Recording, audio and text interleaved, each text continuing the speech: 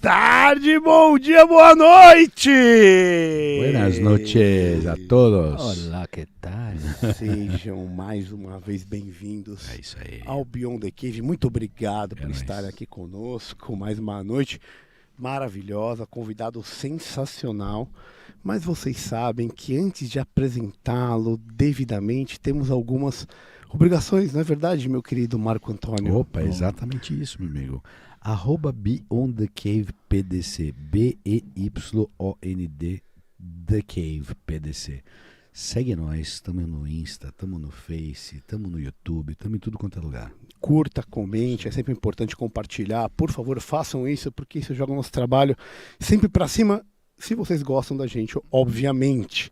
Além do Beyond the Cave PDC, Caião, o que a gente tem mais, hein, meu velho? Gostou, deu a dedadinha, apoia, né? Apoia. Aí apoia. É gente. o Tem próximo passo. É o próximo passo, Apoia fazer a causa. parte dessa Não é um podcast, é uma comunidade. causa. É uma causa. Então apoia É a uma causa. E tem muito causo Exato, também, muito né? causo, muito causa. Apoia.se/Beyond, BYOND, Isso aí. R$20 por É mês, nada, hein? que não é nada, né, cara? Está Camisetas mais barato maravilhosas. que o Estapar, meu velho. Isso aí.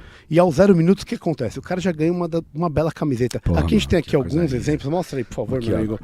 camiseta com Miltíades. Coisa fina. Coisa Você só fina, encontra num grego, lugar, só meu, coisa não tem. maravilhosa. Miltíades em Range, que o nosso querido convidado gosta Essa aqui é muito. uma clássica versão vintage. da Versão primeira- vintage. Aqui, ó, Beyond the Cave. Cara, Winston Churchill, Heráclito, Oráculo de Delfos. Meu amigo, tem uma coleção lá. Bonitinho. Você entra no site do Beyond the Cave, beyondthecave.com.br. Você já tem acesso direto à lojinha que a gente tem lá. E você pode escolher uma dessas camisetas só por virar apoiador, além de participar do nosso querido grupo no WhatsApp, que é sensacional.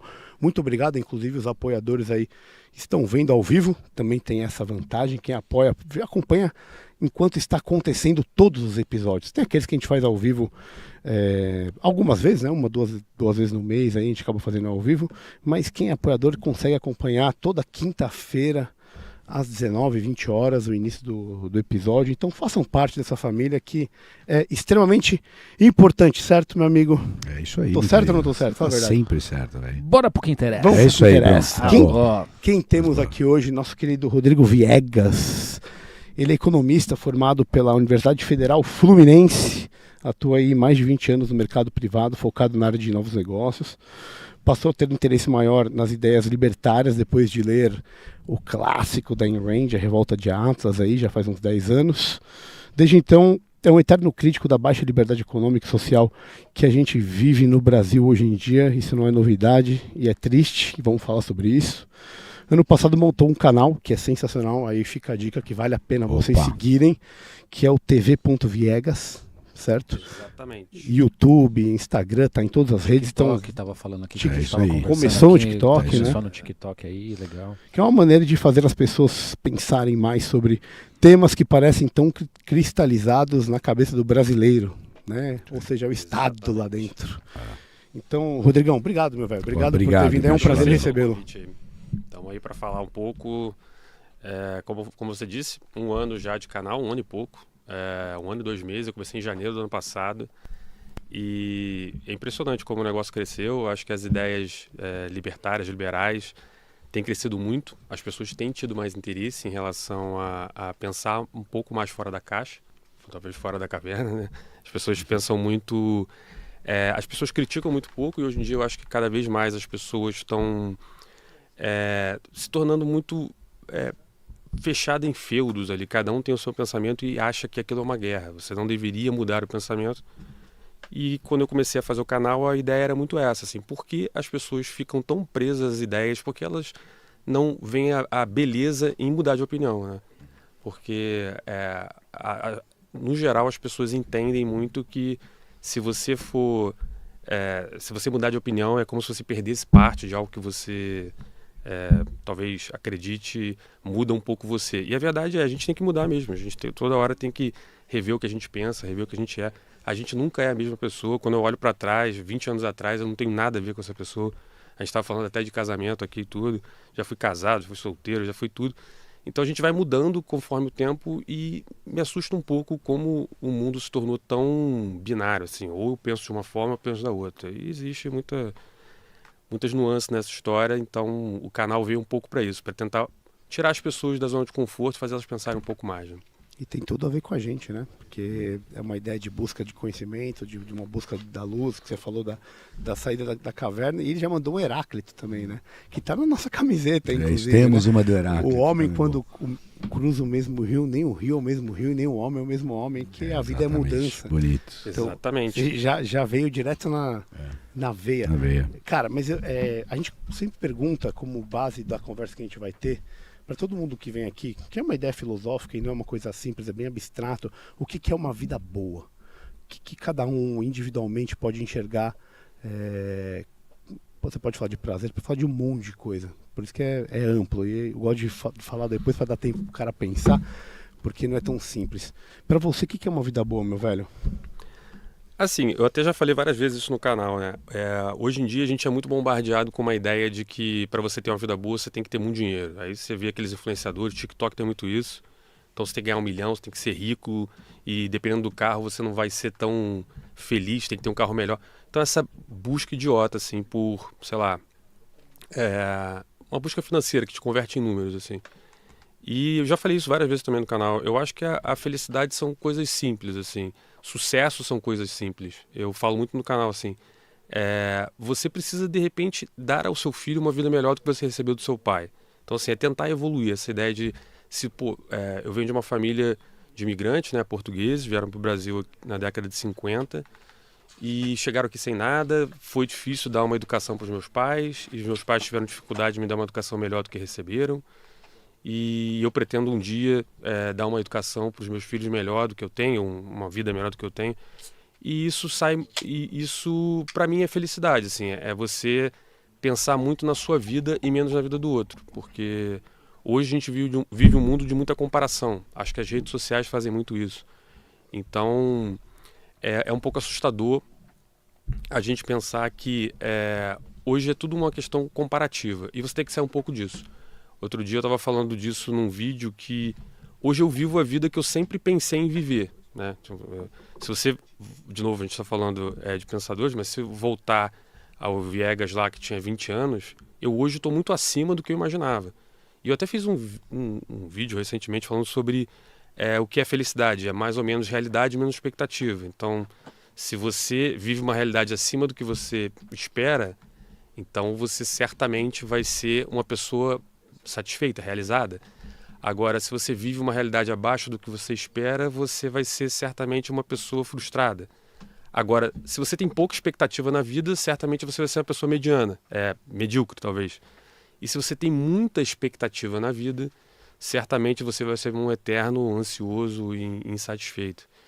Então, eu até falei sobre isso, sobre a gratidão. Então, às vezes a gratidão é você parar um pouco, olhar e ver o que você conquistou. E nesse sentido, eu sou grato em tudo que eu conquistei na minha vida, na minha família, nos meus amigos, né, a saúde que a gente tem.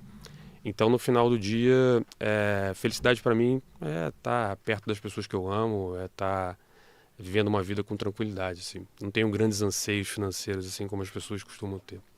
O Platão, você falou um conceito legal. O Platão tem uma frase maravilhosa dele que é o seguinte: um homem não deveria aumentar suas posses, mas sim diminuir suas vontades. Olha que doideira fundamentar coisa assim, né? Enquanto vontades. E é lógico que ele não está falando da vontade diminuir a vontade da apatia, não fazer nada, mas diminuir esses seus desejos, era isso que ele estava falando. Então eu acho engraçado porque todo mundo que tem muito não tem limite, né? Você sempre vai encontrar alguém com mais, e se você deixar a meta assim aberta, você não consegue dobrar a meta, a despeito do que dizem por aí. Você não consegue. Então você precisa ter metas mais sensatas. Então, acho que o autorrespeito é isso que você falou da idade. Estou muito melhor. Te entendi. Vou te falar, seu joelho, como médico eu te falo, seu joelho está muito pior do que estava de você há 20 anos. Certeza absoluta. Mas você, como pessoa, está muito melhor na mesma proporção. E foi isso que você falou. Acho muito legal isso. Saber se respeitar, que é o conhece-te a ti mesmo, que é outra que nós temos também.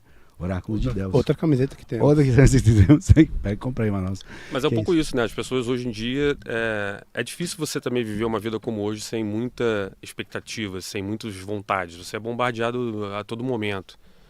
mas as pessoas precisam também dar uma acalmada e, aliás, eu falo uma frase comum que assim, o brasileiro ele passa 200 anos tentando resolver o problema em um mês, assim. Ele tem essa coisa da ansiedade do momento, que tem a ver com a política, que tem a ver muito com a economia, que é o assunto que eu falo mais. Alta assim. preferência temporal. Ele acha que tudo pode ser resolvido em um dia. Ele não tem essa consciência do tempo. Né? E, obviamente, eu não sou diferente de todo mundo. Quando eu era jovem, eu queria ter um carro com 20 anos muito top e tal, eu não tinha grana. Mas depois de um tempo, quando você olha para trás, você percebe que carro nem faz tanto sentido assim. Hoje, por exemplo, para mim a felicidade está muito mais no vivenciar, né? Então, eu até já falei isso também. Recentemente estava querendo comprar um carro, o carro hoje é uma fortuna. E aí comecei a ver preço, quanto eu vou gastar, esse negócio vai me custar, né? E eu comecei a falar, quantas viagens eu vou ter que deixar de fazer, pessoas que eu vou conhecer, lugares que vão me marcar para sempre, por causa de um carro. No final do dia, eu nem preciso de carro. Então, eu acho que a idade me trouxe muito isso. Me trouxe essa consciência de que ter é um negócio que é efêmero, assim. Uma hora você vai achar aquele carro maravilhoso, aí você roda com ele um mês e ele já não é mais aquilo que você imaginou, aí você já quer ter outro.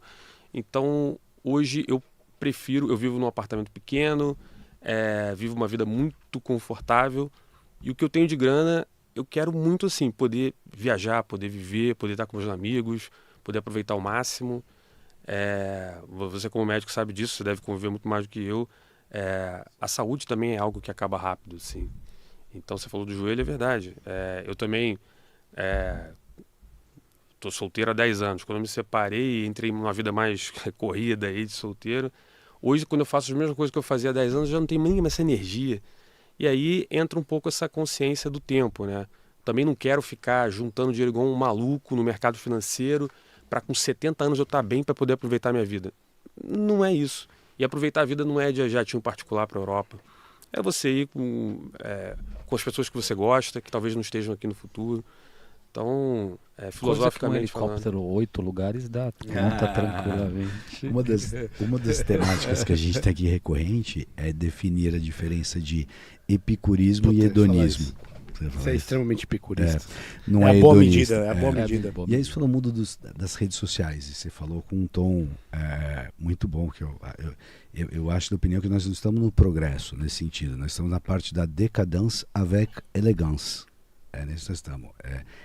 É um tinto de elegância, mas com uma decadência. Você está criando problemas às pessoas, você acha que todo mundo vai viajar de jatinho.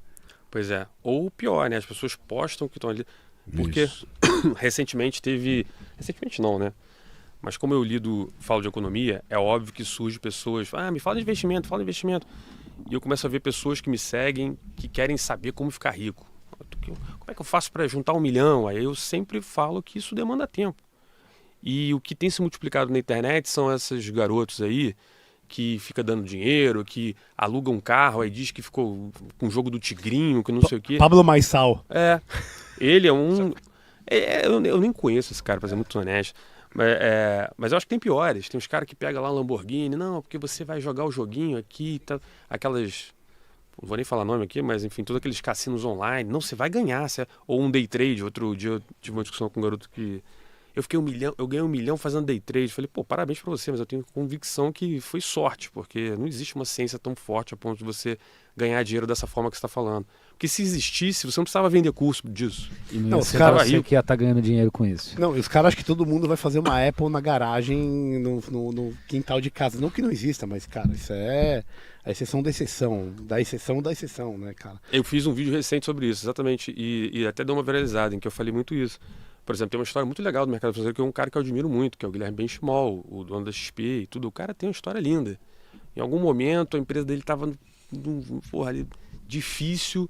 O cara pegou o único carro que ele tinha, vendeu, colocou na XP, a XP cresceu. Hoje o cara é multibilionário. Beleza, faça você também. Não, cara. Milhares de pessoas fizeram a mesma coisa que ele e deu errado. Então prepare-se para dar errado, não para dar certo. Porque ele é a exceção e ele não é a regra. Então quando eu vejo as pessoas apostando muito nesses movimentos mágicos, assim, eu vou acertar uma startup, vou ficar milionário.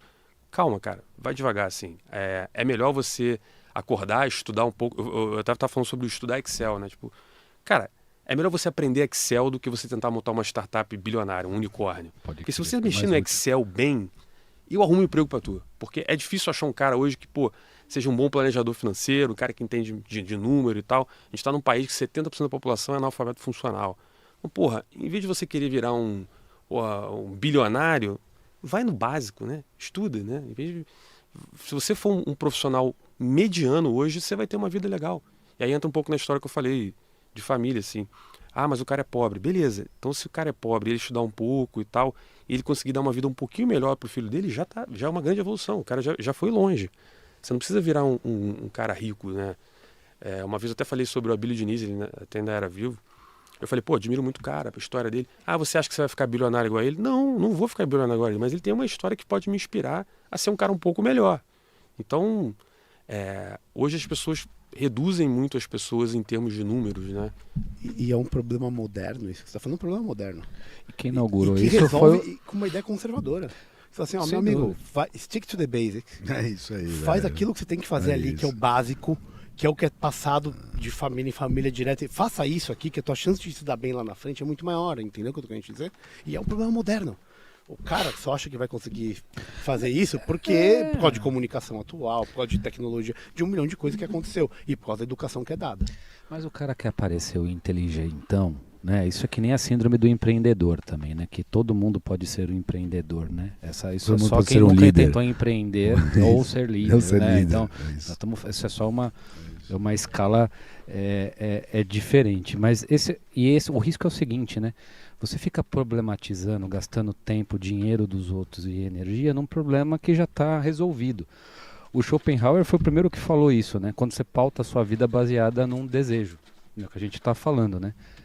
Porque você vai ser humilhado de duas formas, né? Se você não conseguir, você vai ser um ressentido e você vai criar um puta de um problema, porque você quis uma coisa e você não conseguiu, isso já isso é um polo. Belo. Agora, se você conseguir, você vai morrer de tédio.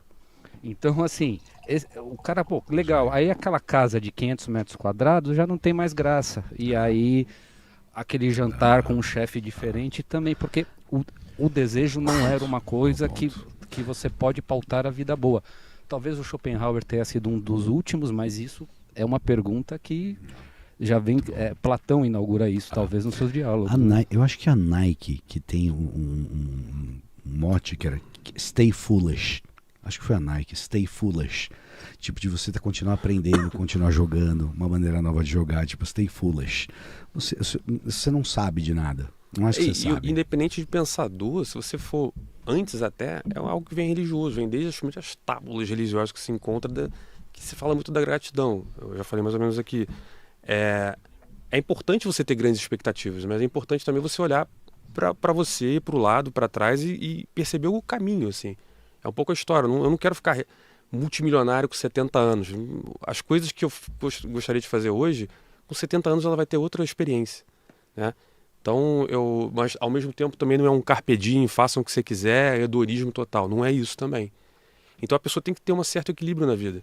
E esse equilíbrio está no bom senso, de você buscar algo grande, que às vezes você vai alcançar, legal, e aí você vai estar super satisfeito, e às vezes você vai chegar próximo, e você tem que olhar para trás e perceber as coisas que você conquistou, e ver que aquilo também é algo a ser celebrado, né? Cara, só fazer uma pergunta que eu gostei muito, você falou. O quanto você diria para mim hoje que a sociedade, a atuação da sociedade hoje na mente dos indivíduos atrapalha o bom senso?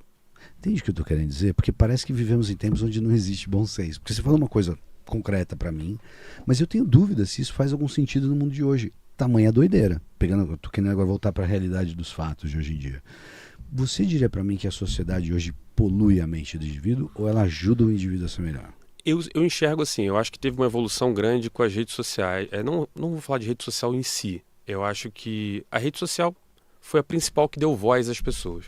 Se você voltar no tempo lá, quando eu era garoto, e meu pai chegava do trabalho, e ligava o Jornal Nacional, as pessoas tinham pensamentos parecidos. Você tinha uma vida mais relativamente simples e dada.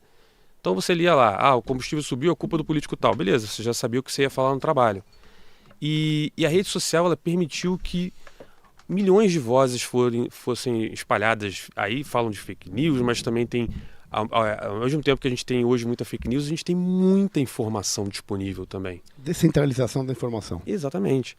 Só que isso fez com que as pessoas ficassem muito perdidas. Porque a gente tem uma geração, por exemplo, a dos meus pais, que elas não pegaram o início disso, então ela não sabe muito como operar nesse universo novo.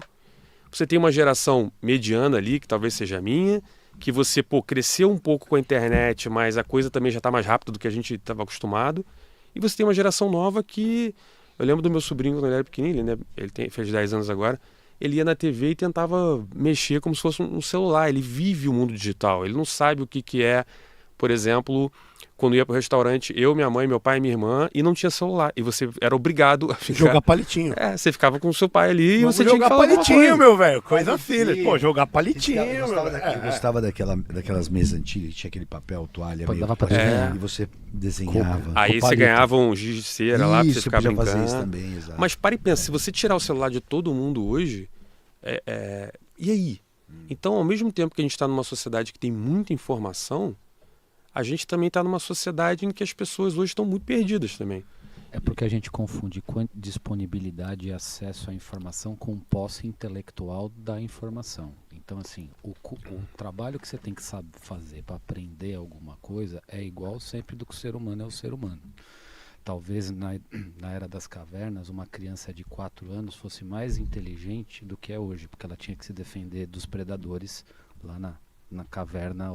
Então a inteligência prática dessa criança certamente ela era melhor motoramente, né, do ponto de vista de desenvolvimento neuropsicomotor. Ela talvez tivesse uma alimentação diferente e tal. Então o jeito que ela aprendia as coisas é o mesmo. A gente, por viver numa sociedade que você tem acesso a maior quantidade, a gente confunde isso o fato de ter a mão no celular com o fato de você ter a posse intelectual disso. E isso passou a não ser mais importante, porque as pessoas falam, não, eu não preciso fazer o esforço de aprender ou de ler um livro e tal. Tem um resumo aqui, eu pego aqui, eu leio, eu ouço 5 audiobooks ao mesmo tempo enquanto eu estou correndo, e isso passou a significar posse de conhecimento. Num país onde diploma é mais importante do que o conhecimento, é a desgraça completa. Faz sentido. Outro dia eu estava vendo essa reflexão também. Eu fiz um vídeo, devia ter uns 7 minutos, eu explicando alguma coisa de economia, aí veio um comentário. Muito longo. Faça em 1 minuto, porque... Vai dar meia hora de bunda. Não, aí você fala... Eu já respondo assim, será que ele não te confundiu com o chat GPT? Que é onde você fala assim, faça com mais fogo, faça em menos tempo. Não, e é engraçado... Queria um canal e não me enche o saco. Não, mas é engraçado, assim, independente da colocação dele, é um pouco assim, as pessoas acham que hoje elas não querem se esforçar para nada. Isso. Recentemente também fiz um vídeo meio que dando uma esculachada na geração Z, que é um pouco isso. Eu vejo isso no mercado de trabalho. Porque eu vi que isso é uma notícia que tem gente levando a mãe em entrevista, né, de emprego. Eu vi também isso aí. Pô, o cara tá levando a mãe... Coloquei no grupo lá. É de brincation, pô. É verdade. O cara tá levando a mãe, assim... Levou o avô, outro levou o avô. Fica assombrado. Que coisa é essa, sabe? As pessoas têm um excesso de proteção que não faz o menor sentido. O pior é que isso já foi normalizado, naturalizado. Porque os caras, os entrevistadores estavam falando que tinham que lidar com aquela situação. Onde você pensaria, eu não lidaria com a situação. Fala assim, seu avô fica do lado de fora, sua mãe fica do lado de fora na entrevista. Pois é, eu compartilho dessa mesma visão. Assim, às vezes me surpreende que o pessoal de recursos humanos, gestão de pessoas, fica assim, mas a sociedade, sei lá, a geração é meio assim. Não é assim, não. Tem um monte de gente que não é assim. Por que a gente está aceitando isso? Então a gente está criando uma sociedade, uma geração de pessoas mimadas, assim, pessoas que acham que, o mundo deve alguma coisa a ela. O mundo não te deve nada. O quanto que isso não é um problema da democracia liberal? O quanto que isso não é um problema ocidental? E que a própria democracia, do jeito que a gente entende, liberal, você vê os países do Ocidente, geram esse tipo de possibilidade para você ter esse tipo de quebra. Que é essa fraqueza que a gente está falando. E não é a luta, entendeu? O quanto isso não é um problema... Com certeza moderno. Tipo, é um efeito colateral de uma superprodução de riqueza pelo capitalismo. Você pode enxergar dessa forma, ou você pode enxergar do ponto de vista político, porque then it gets political. E a definição política ela acaba abrindo as pernas de uma certa forma, porque é uma democracia onde todo mundo pode, com uma alta preferência temporal, onde você não consegue fazer as coisas de longo prazo, porque daqui a 4 anos vai ter que mudar um cara que vai mudar a política, e no final isso gera essa possibilidade ultra entre aspas, liberal, que é o jeito que o Camarão gosta de colocar, Sou eu pra que, falar isso. tô Sim, errado? sim, não, eu acho isso. E nos enfraquece no geral. É muito geopoliticamente. Volto a dizer, aonde é progresso e aonde é decadência? Então, é difícil saber o que é progresso e decadência. Você pensar em termos de evolução. O que eu acho que tem acontecido, aí é uma visão muito particular, não está baseada em absolutamente nada, é só percepção. Mas eu não sei se está na democracia liberal ou se está no fato de que a gente conseguiu atingir um nível de estabilidade, pelo menos no Ocidente, que desde a Segunda Guerra Mundial a gente não teve grandes conflitos. Se você parar e pensar, os meus avós quando vieram para o Brasil vieram no pós-guerra. Quem viveu aquele negócio é muita loucura. Depois disso a gente não teve uns grandes eventos. Essa geração Z nasceu numa sociedade extremamente estável, né? E que foi criada por filhos, pessoas da minha idade, 40 anos, que também não tiveram nada. Eu não tive um grande problema na minha vida. Como o meu avô, por exemplo, teve, que viu a Guerra Mundial e teve que mudar de país e veio para o Brasil. Então, de alguma maneira, eu acho que a gente está vivendo tempos em que as pessoas acham que o mundo é isso aí mesmo, é muito fácil. E eu penso muito por esse lado, assim, a gente vive assim, isso para mudar é muito fácil. Quando veio o Covid, muita gente ficou chocada, muita gente, meu Deus, o que eu vou fazer, não sei. Cara, não foi nem perto do que já aconteceu no passado. E a gente teve um choque, assim, de não saber o que fazer. Então, eu acho que a gente vive um momento em que as pessoas não estão passando por dificuldades a ponto de criar casca. Eu faço jiu-jitsu há muito tempo, desde que eu sou novo.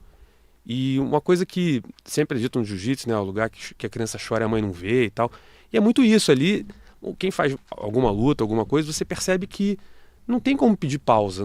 Você tem que ir ali e fazer o negócio, entendeu? Você tem que correr atrás. E aí quando você vê já a Olimpíada dividindo o pódio, a outra chorou porque não ganhou. Então, o que a gente está construindo? A gente está construindo uma sociedade em que a gente está aceitando o fato de que as pessoas são mais fracas, assim. E isso me deixa um pouco assustado, porque no final do dia, o mundo não é tão legal assim. E parte do que eu falo, já falei algumas vezes lá, é assim, a gente está vendo a geração Z evoluir. E nem é mais Z, já tem outras gerações vindo aí.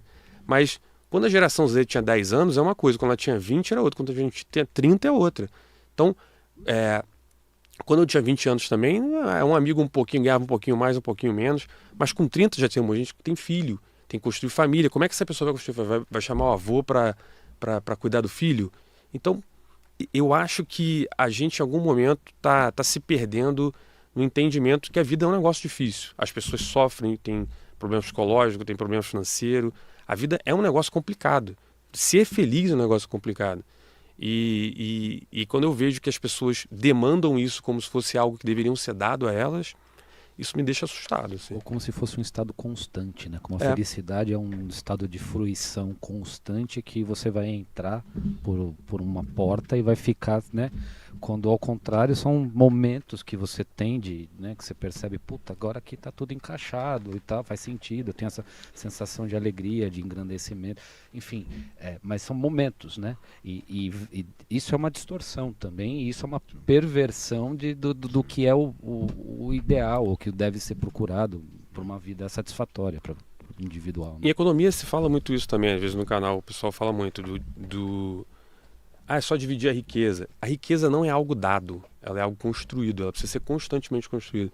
Aí às vezes eu já citei o exemplo do Walking Dead, ou então aquele filme A Lenda. Sempre que tem algum problema zumbi assim no mundo, você pode ver que a riqueza acaba muito rápido, porque ela precisa ser constantemente construída. E as pessoas não têm essa percepção, elas têm a percepção que algo é dado, é só dividir e todo mundo vai ser feliz. E não é isso, precisa de trabalho de muita gente para o negócio acontecer.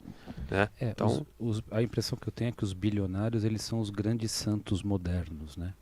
Eles são os modelos de virtude, né? E o que é mais uma das falácias, né? Porque quando você lê qualquer entrevista de milionários ou bilionários, eles falam que a maior parte do que eles atribuem ao fato de eles se tornarem milionários ou bilionários foi aleatório e o encadeamento de coisas que eles não controlavam, e que o papel do planejamento, o que essas pessoas vendem na internet e tal, né, que eu vou fazer um método para você ficar milionário, isso é um papel irrisório no fato deles, na ação deles se tornarem milionários ou bilionários. Então é uma coisa que não é instrumentalizável, e a maior parte das pessoas, dos milionários e bilionários, tem essa percepção, né?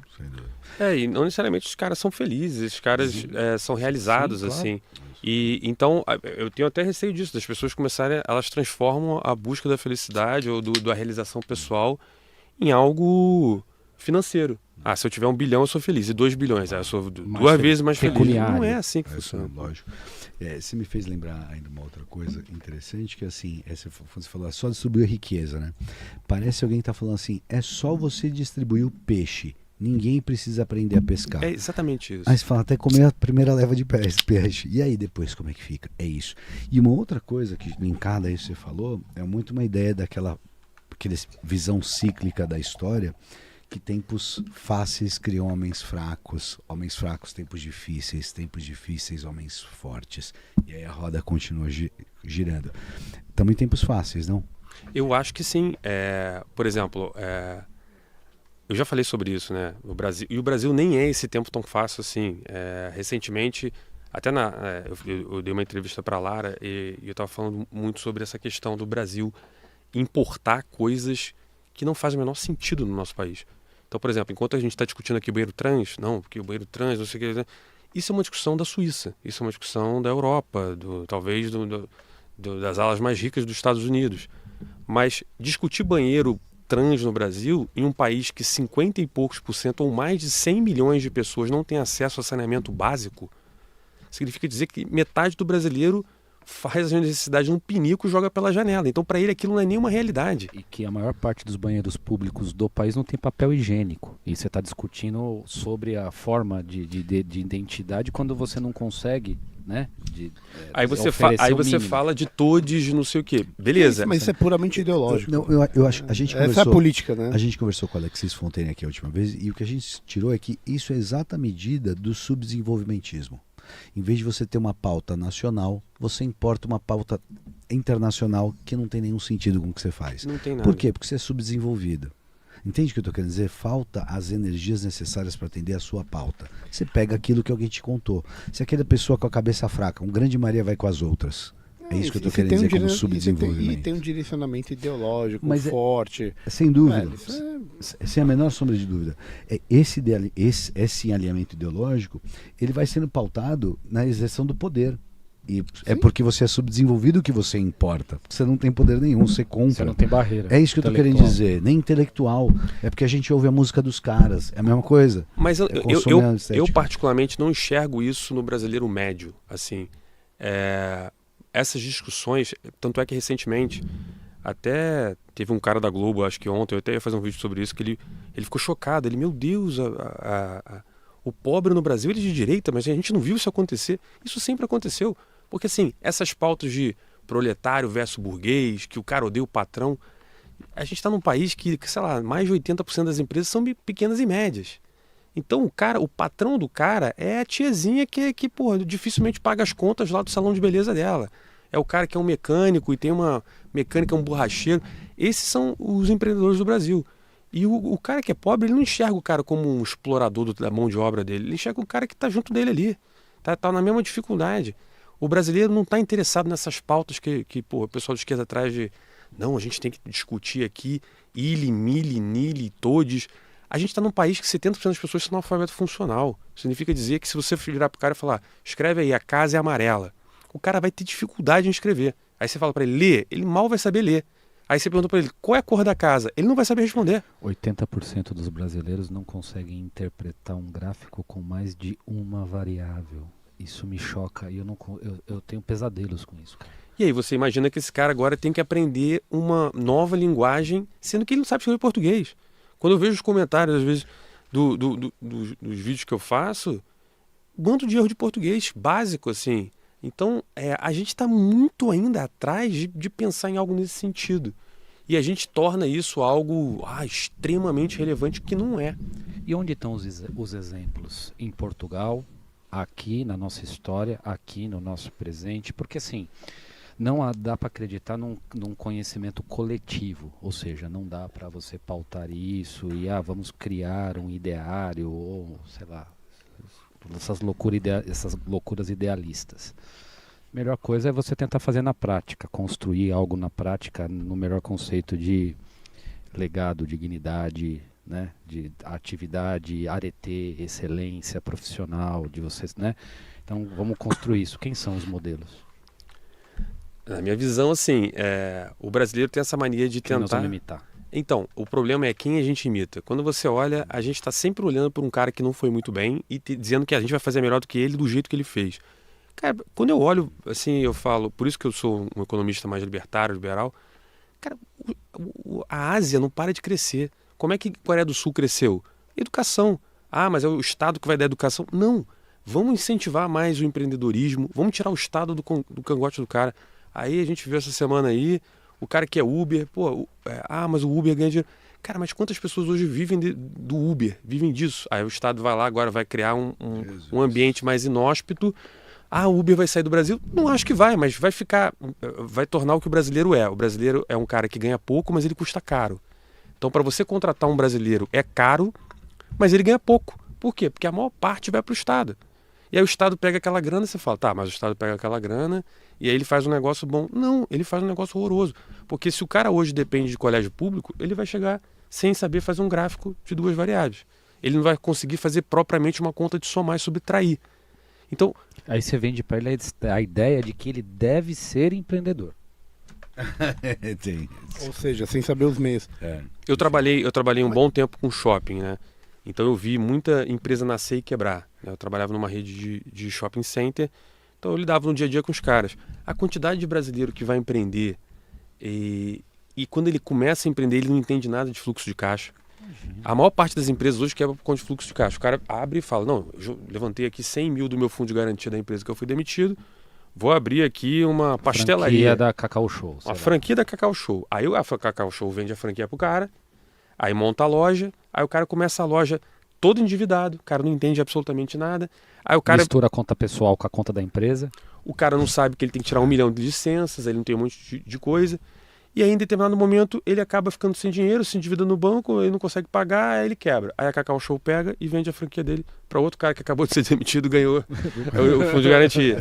Não diminuindo a Cacau Show, eu acho que o cara é um grande empreendedor. Sim. Mas aí esse cara quebra, aí vem outro. Tanto é que assim, até advogando em causa dos caras assim, eu vejo muito varejista hoje com esse problema. Certamente a Cacau Show, eu já trabalhei na Ipiranga também, a Ipiranga tinha isso também com o posto de gasolina, ela tenta ensinar pro cara o básico. Sim. Porque o empreendedor brasileiro ele não sabe o básico. Você está falando de um gráfico, mas tem cara que não sabe fazer conta de somar. Eu já citei, eu até vi o Economista Sincero falando isso também, uma vez que aconteceu comigo. Mesma coisa, quando eu era estagiário, eu estagiei no Banco Santander. E aí, estagiário quebrado e tal. Eu lembro que a Bolsa Cílio era R$800, R$1.000, não lembro. E eu sempre fui muito bom com o meu dinheiro, assim. Meu pai sempre me educou a controlar, não gastar mais do que ganha. E uma vez eu abri meu extrato assim, aí meu amigo tava do lado e eu tava falando pra ele, cara, tô ferrado, tô sem dinheiro.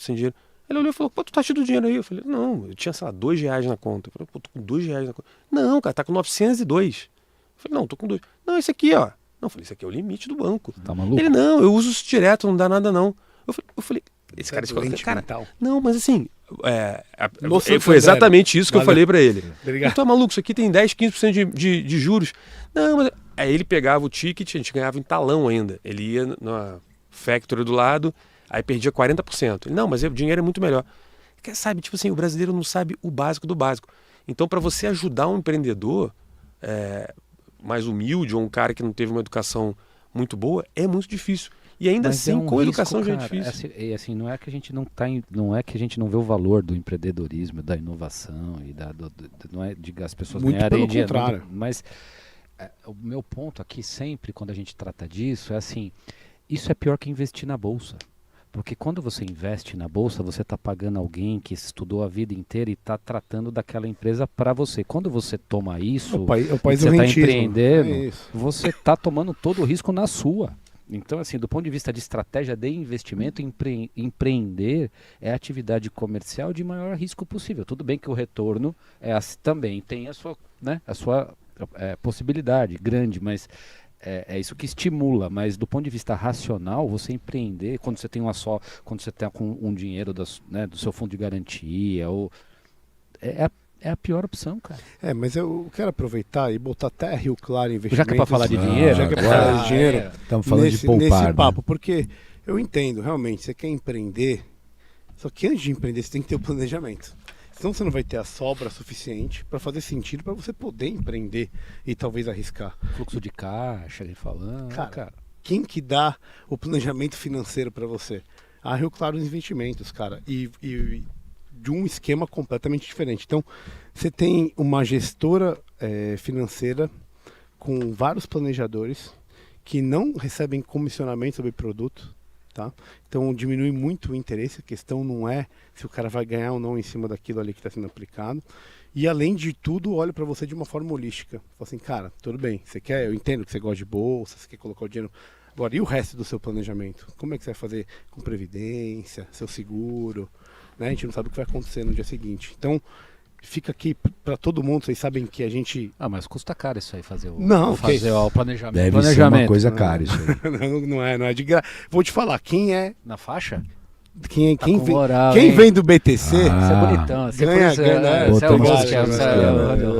Quem vem direto do BTC, quem vem do BTC, através do rioclaro.com.br/BTC, clica lá, ganha essa primeira análise, que é individual, obviamente, mas de uma forma ampla, de graça, com, cara, todos os tipos de planejamento que eles têm.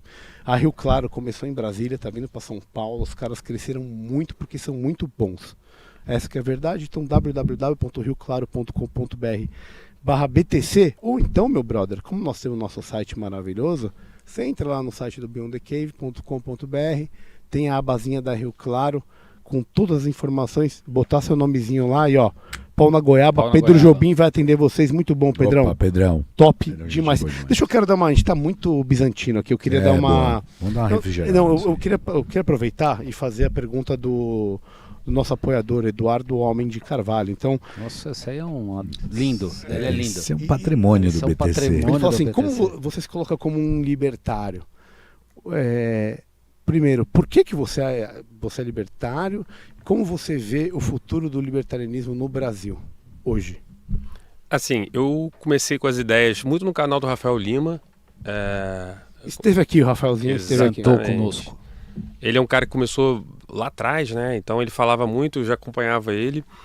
E, óbvio, depois acompanhei o Ancapso, fui vendo muitos canais nesse sentido. Mas eu não me considero esse liberal mais, o libertário mais raiz ali, que fica citando todos os pensadores. Eu penso assim, eu acho que o libertarianismo é como se fosse um norte, né? Então a gente tem que andar para lá.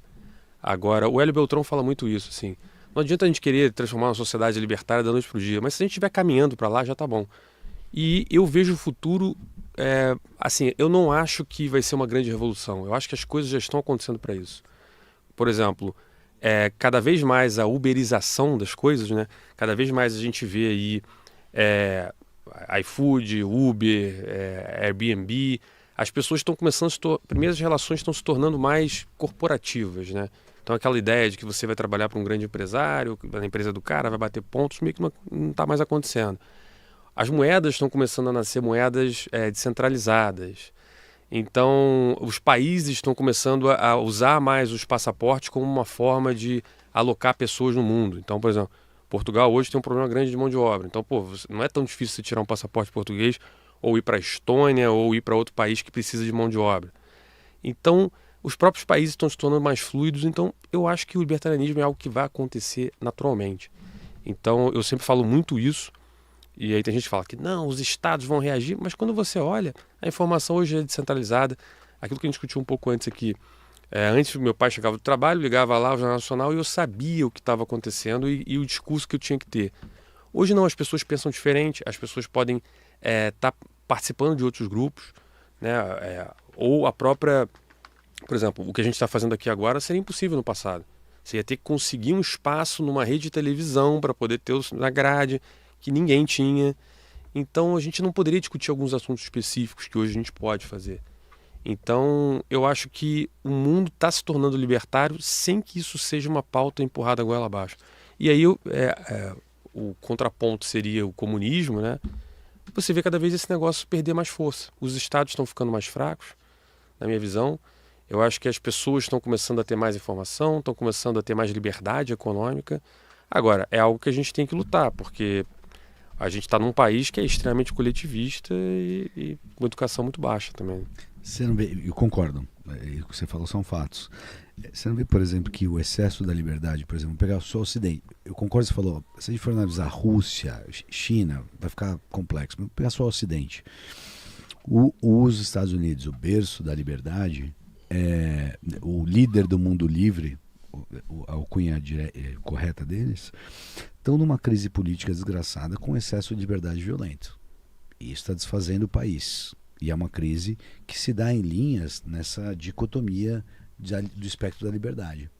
Porque se abriu, porque se descentralizou. Eu concordo com o que você falou, não tem mais referências, sinais, símbolos, a coisa ficou cada vez mais descentralizada. Não está o Ocidente numa crise de liberdade? Olha, não sei exatamente pontuar sobre se a gente está nessa crise ou se faz parte de um processo de amadurecimento de quem vive uma liberdade muito maior do que a média.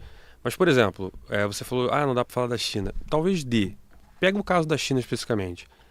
A China lá em 2000, em 95, sei lá, quando caiu o Muro de Berlim, em 89, os caras eram extremamente pobres. Aí os caras abraçaram os mercados, entraram na Organização Mundial do Comércio, o negócio cresceu pra caramba e tinha lá o chinesinho muito pobre, inclusive tem vídeo, já botei até no canal lá, que em 2003, 2004, tinha gente que falava, meu Deus, temos que fazer alguma coisa pro chinesinho, o chinesinho ganha $1, a gente tem que se mobilizar pelo chinesinho. Só que eles investiram na liberdade econômica. E os caras cresceram. Ok, o Estado estava lá, é um negócio completamente complicado. Mas não dá pra você falar que a China é livre. Então, isso que eu ia perguntar. Você acha que a liberdade na China aumentou nos últimos 100 anos? É isso. Não, eu vou chegar lá. Então, em termos de liberdade econômica, os caras fizeram o negócio crescer, com o Estado em cima, beleza? E aí, esse cara que era muito pobre, e ele enriqueceu nesse período, ele é muito grato ao Estado. Então o cara fica assim, não, o Estado me ajudou. Agora pensa no filho dele, que cresceu numa China... Eu só pegaria, esse cara que era muito pobre, ficou muito rico, não é que o Estado ajudou. O Estado é sócio oculto dele. Ele atende ao Partido Comunista Chinês. Só para lembrar, o Jack Ma é um exemplo disso, várias são. A oligarquia da China, essa ligada ao Estado, o cara é um agente do Estado. Não, eu não tô falando desses caras ricos. Eu penso assim, hoje 400 milhões de pessoas dos chineses saiu lá e foi e tá hoje com o IDH da Europa. Boa. Você pegar ali Xangai e tal. Então pega um chinês médio ali de 65 anos. Ele não está preocupado com... Até porque ele provavelmente não foi muito bem educado, mas ele viu aquela chegada das empresas americanas, Adidas, Nike, Apple, todo mundo produzindo tudo lá, o negócio crescendo. Então ele tem uma certa conexão com o partidão. O cara me ajudou. Agora o filho dele que nasceu num novo mundo, que não viu o que era a China antes, ele não tem esse amor ao partido não. Então o que eu percebo na China hoje são movimentos de pessoas que querem liberdade. E eu acho que eles vão passar por um processo grave da população ser contra o próprio Estado. Óbvio, os caras lá têm... lá é tudo muito controlado pelo Estado. Mas eles vão passar por um processo em que a população vai exigir mais liberdade do que tem hoje. Eu já acho que a gente está passando pelo processo contrário. Tem uma história, e a história é real. Você falou, em 2001 a China entra na Organização Mundial do Comércio. E isso foi um desenho dos Estados Unidos, com a intenção de criar uma burguesia chinesa e assim eles se tornarem uma democracia. Aquilo foi fruto de um idealismo político americano. Você tem toda a razão. Foi por desenho. Foi na época do Bill Clinton. E ele liberou deles entrarem na OMC. E a partir daí, eles explodiram. E eles compraram commodities do Brasil pra caramba no Lula 1, se fizeram, e agora eles desindustrializaram os Estados Unidos, de certa forma, para algumas indústrias. Mas eu vou pegar um ponto esse da liberdade. Hong Kong era um protetorado inglês por 100 anos. Hoje não tem jornal, não tem opinião pública, o partido manda na porra toda. Eles se absorveram, mesmo o berço, o único lugar que tem liberdade de fato, liberdade política, vamos assim falar, né? Eles não podem. A Rússia não é diferente. O cara aparece com um negócio de protesto. Os caras apareceram no meio do protesto, o cara aparecer com uma faixa branca, escrito nada. Você está preso. Nesse nível que chegou na Rússia. Então, eu coloco isso... São discussões em linhas que eu acho que eles... A liberdade econômica terminou no crédito social. Social Credit Score. Para o chinês médio. Então, assim, eu entendo a liberdade econômica, mas... eu não sei sequer se a liberdade deve ser um princípio a priori sobre outros princípios que regem a vida normal do indivíduo. Eu entendo como uma causa prioritária, mas eu não sei se ela... E isso talvez seja uma das diferenças, né, entre o liberal, o libertário e o conservador, que acredita que a liberdade é um princípio que se fundamenta em si. A gente já teve essa discussão, mas o ponto é que quando você... Esse é o argumento anti, né, essa visão, que quando você só olha a liberdade, você pode desequilibrar outros pontos que afetem essa própria liberdade, como é o caso da aumento de liberdade econômica por um lado chinês, mas por outro lado impossibilidade de ausência do Estado que resulta num crédito social ou num programa onde você não tem internet livre, onde você não tem livre manifestação de opinião. Né? Essa é uma visão interessante, de longo prazo, porque assim, talvez a gente olhar no curto prazo faz sentido, mas eu enxergo que no longo prazo essa liberdade que os caras não têm, ela vai ser solicitada em algum momento. E você acha que pode ter uma revolução a ponto de tirar o Partido Chinês da China? Não há dúvida. A minha visão, eu tenho essa visão. Não, mas aqui nós estamos no campo da perspectiva histórica. Nunca eu acho legal, porque isso, eu acho que tem que voltar uma certa ideia de história, perspectiva histórica. Nunca houve nada democrático na China, no sentido que sempre foi monocrático. Sempre foi imperador. Estilo Rússia. Igual a Rússia, igual o Irã, igual o Iraque. A única diferença como a gente falou, é Israel, que é o último entreposto, o posto avançado militar do Ocidente no Oriente, que mantém a ordem por lá. Mas a gente também nunca teve um país com ditadura e muita liberdade econômica. O que eu estou dizendo aqui? Tem muito chinês hoje indo para a Europa, tem muito chinês nos Estados Unidos, indo para todos os lugares do mundo. Esse cara, quando volta, ele não é o mesmo chinês. E ele também vai exigir coisas ali naturalmente que ele viu lá fora. Por isso que eu vejo que no longo prazo a liberdade ela é algo muito forte. É difícil você ter liberdade e depois aceitar voltar atrás. A gente está vendo movimentos no mundo inteiro, eu acho que do Ocidente, em tentar voltar atrás, na minha visão. Eu diria que é mais difícil o Estado tomar uma liberdade sua, individual, e depois ele perder e ele devolver depois. Só porque está todo mundo mais mais rico. Difícil isso. Esse é o problema. Até porque o chinês que está voltando da Europa, ele vai trabalhar numa empresa chinesa, que é do Estado. Exato. Por mais contato que ele tenha a liberdade tido. É o caminho. Não tem eu o caminho agora. Pelo amor de Deus, vamos voltar na liberdade. A gente ia falar liberdade. Não, pelo amor de Deus. Eu acho que a liberdade ela é uma semente que ela cresce. Assim. Eu acho que no longo prazo a gente nunca viu esse movimento. A gente está passando por um período em que as democracias liberais do lado de cá estão se tornando mais coletivistas. Sim. E a ditadura do lado de lá está se tornando mais liberal. Isso é um problema da liberdade, é isso que a gente está falando. É essa que é a ideia. É esse coletivismo que é um problema da liberdade. É isso que abre as pernas. É esse. Então, mas eu também não enxergo muito longo. Assim, nesse sentido, eu tenho uma visão relativamente positiva do mundo. Assim. Eu não acredito que a gente vai ter grandes problemas de voltar atrás, o negócio vai ter muitas ditaduras no mundo. Eu acho que a gente está passando por um momento de conturbação. Mas que eu acho que se eu for pensar no longo prazo, eu acho que a gente caminha para uma liberdade maior. Por falar em voltar atrás, uma curiosidade assim, você acha que o Brexit foi um erro? Assim, eu não tenho dados tão profundos, eu não estudei nada em relação a isso, mas eu acho que a Europa se perdeu muito nessas questões excessivamente, vou usar a palavra esquerdista ou sei lá, woke, seja o que for, porque eu vou bastante à Europa e eu percebi muito isso lá também. As pessoas começaram a apontar o dedo para pessoas que falavam coisas que não são tão loucas assim. Por exemplo, a França começou a receber muito imigrante. O negócio foi ficando complicado ali. E o mais importante de entender a gente tem que entender quem são esses imigrantes. Porque aquela visão que está vendo um cara, o cara veio de um país... um sírio, e ele vai virar o novo Steve Jobs. A maior parte dos caras que estão vindo hoje não pensam assim. Eles acham errado, por exemplo, a mulher ter espaço na sociedade. Esse cara ele está mudando quando ele chega na França ou ele está mudando a França? Entendeu? Ou quando ele chega em Portugal ou ele está mudando Portugal? Porque assim, na prática, o que eu enxergo se você conseguisse fazer com que essas pessoas de alguma maneira se adaptassem à cultura local, Beleza, porque vale lembrar que a sociedade ocidental já evoluiu e esses caras estão chegando lá. Então, se esse cara conseguir se adaptar ali, ok, ele é um bom imigrante. Agora, o que a gente está percebendo é aumento de violência, aumento de, enfim, várias coisas contra as mulheres. Mas em relação ao welfare state, né? Por exemplo, Também isso. Em relação ao libertarianismo. Não, porque é um problema em relação à teoria libertária. Que é que o cara pode ir para onde ele quiser. Esse é o problema andando liberal. Numa boa, indo para qualquer lugar. Esse é o Isso é um problema liberal. em relação à teoria libertária. Essa é a hora que por isso passa que a mão parece em que cima do liberal. Então, por isso que Essa tem uma... ideia que parece. Excelente, Regina. Brilhante, muito bom. Não, eu entendo o ponto, assim, e como eu falei, eu vejo o libertarianismo muito como um horizonte, mas eu não enxergo que a gente deva virar a chave da noite pro dia. Eu ainda enxergo que tem muita instituição que tem que ser respeitada. Esse podcast aqui, ele é fruto do libertarianismo.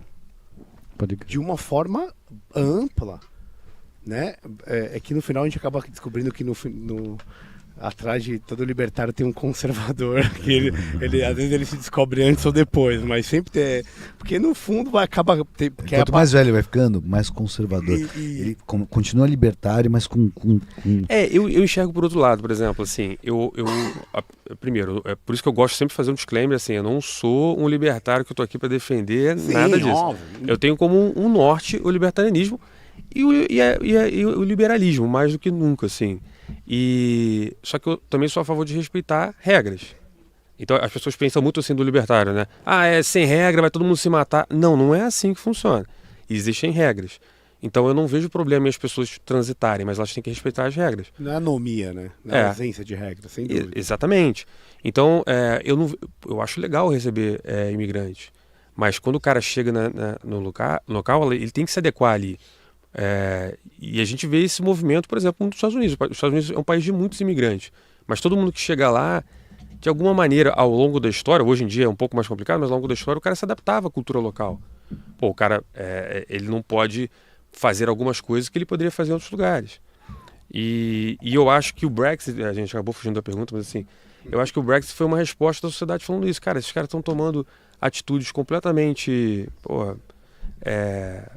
loucas aqui, e no final do dia eu que pago essa conta, porque basicamente a Alemanha e Inglaterra eram os grandes fortes ali. Agora, se isso foi bom, eu não entrei no mérito. Eu gostei, porque a mesma visão que eu tenho é que nem um divórcio. Nunca me divorciei, não espero me divorciar, mas não sai barato, ninguém sai feliz, mas é necessário. É bem essa ideia. Se olhar só pelo cálculo econômico, você pergunta, funcionou? Quer dizer, sob qual prisma? Econômico, social, político, qual que é o prisma? Então, a motivação dele foi política. E deu-se o nome de xenofobia, não é isso? É uma ilha. É uma ilha. Então, mas as pessoas estão caçando o debate público nesse sentido. Se você fala isso, você é isso. Não, calma aí, deixa eu falar até o final, deixa eu explicar o que eu estou falando. E tudo bem, todo mundo pode ter erros. O que eu percebo com pessoas que eu conheço de lá e de ter ido à Europa, vou à Europa com uma certa frequência, as pessoas estão assustadas. Porque, por exemplo, na praia, talvez as pessoas não saibam, mas assim, praia na Europa, as mulheres fazem topless, ponto. Tem o cara que não permite que a mulher mostre o rosto. E ele acha que aquilo ali é totalmente errado. Agora, se você vai morar lá, você tem que respeitar que aquilo é uma coisa local. Entendeu? Aí tem a ver com o libertarianismo também, assim. O cara mas ela sei lá, é uma árabe que quer usar lá a burca. Não tem problema ela usar a burca. Agora, se ela estiver na França e ela retirar a burca dela, o marido não pode espancar ela. Ele não pode fazer alguma coisa, porque ele está num país livre. Então as pessoas têm a liberdade de fazer o que quiser. Mas naquela praia as mulheres fazem topless. Então você não vai naquela praia. Assim como a mulher pode usar a burca, a véia pode mostrar o maracujá, não tem problema nenhum. E é um pouco isso. É a mesma liberdade, é a mesma... Agora, se você traz uma pessoa que vai atacar a sua cultura local, vai desrespeitar suas regras, é um negócio que as pessoas ficam assustadas. E aí, nesse sentido, vem essas ideias quadradas de fascista, de xenófobo, que é um negócio muito superficial, assim. E eu acho que isso tem a ver muito com o que acontece aqui no Brasil. De novo, voltando à pesquisa que o PT fez na periferia, que descobriu que o cara tem um perfil mais direita conservadora. Porque o cara ali, ele tem a vida dele muito mais real do que o cara que tá lá, Porque aí você vê, sei lá, Paula Lavínia com Caetano Veloso falando sobre pobreza na Nascimento Silva, lá no Ipanema, porque eles entendem. Não, você não entende, cara. Você não entende o que o cara da favela tá passando. O cara que tá lá, ele entende, ele sabe que é difícil. Então ele sabe dos problemas ali. Então você começar a ter frase feita para resolver as coisas não é por esse caminho. E eu acho que o europeu que está sendo chamado de xenófobo é o europeu que, pô, hoje, por exemplo, tem lugares na Itália que você não pode mais ir. Tem lugar na França, em Paris, nos arredores de Paris, que a polícia não entra mais. Então, assim, No-go zones, exatamente. pois é.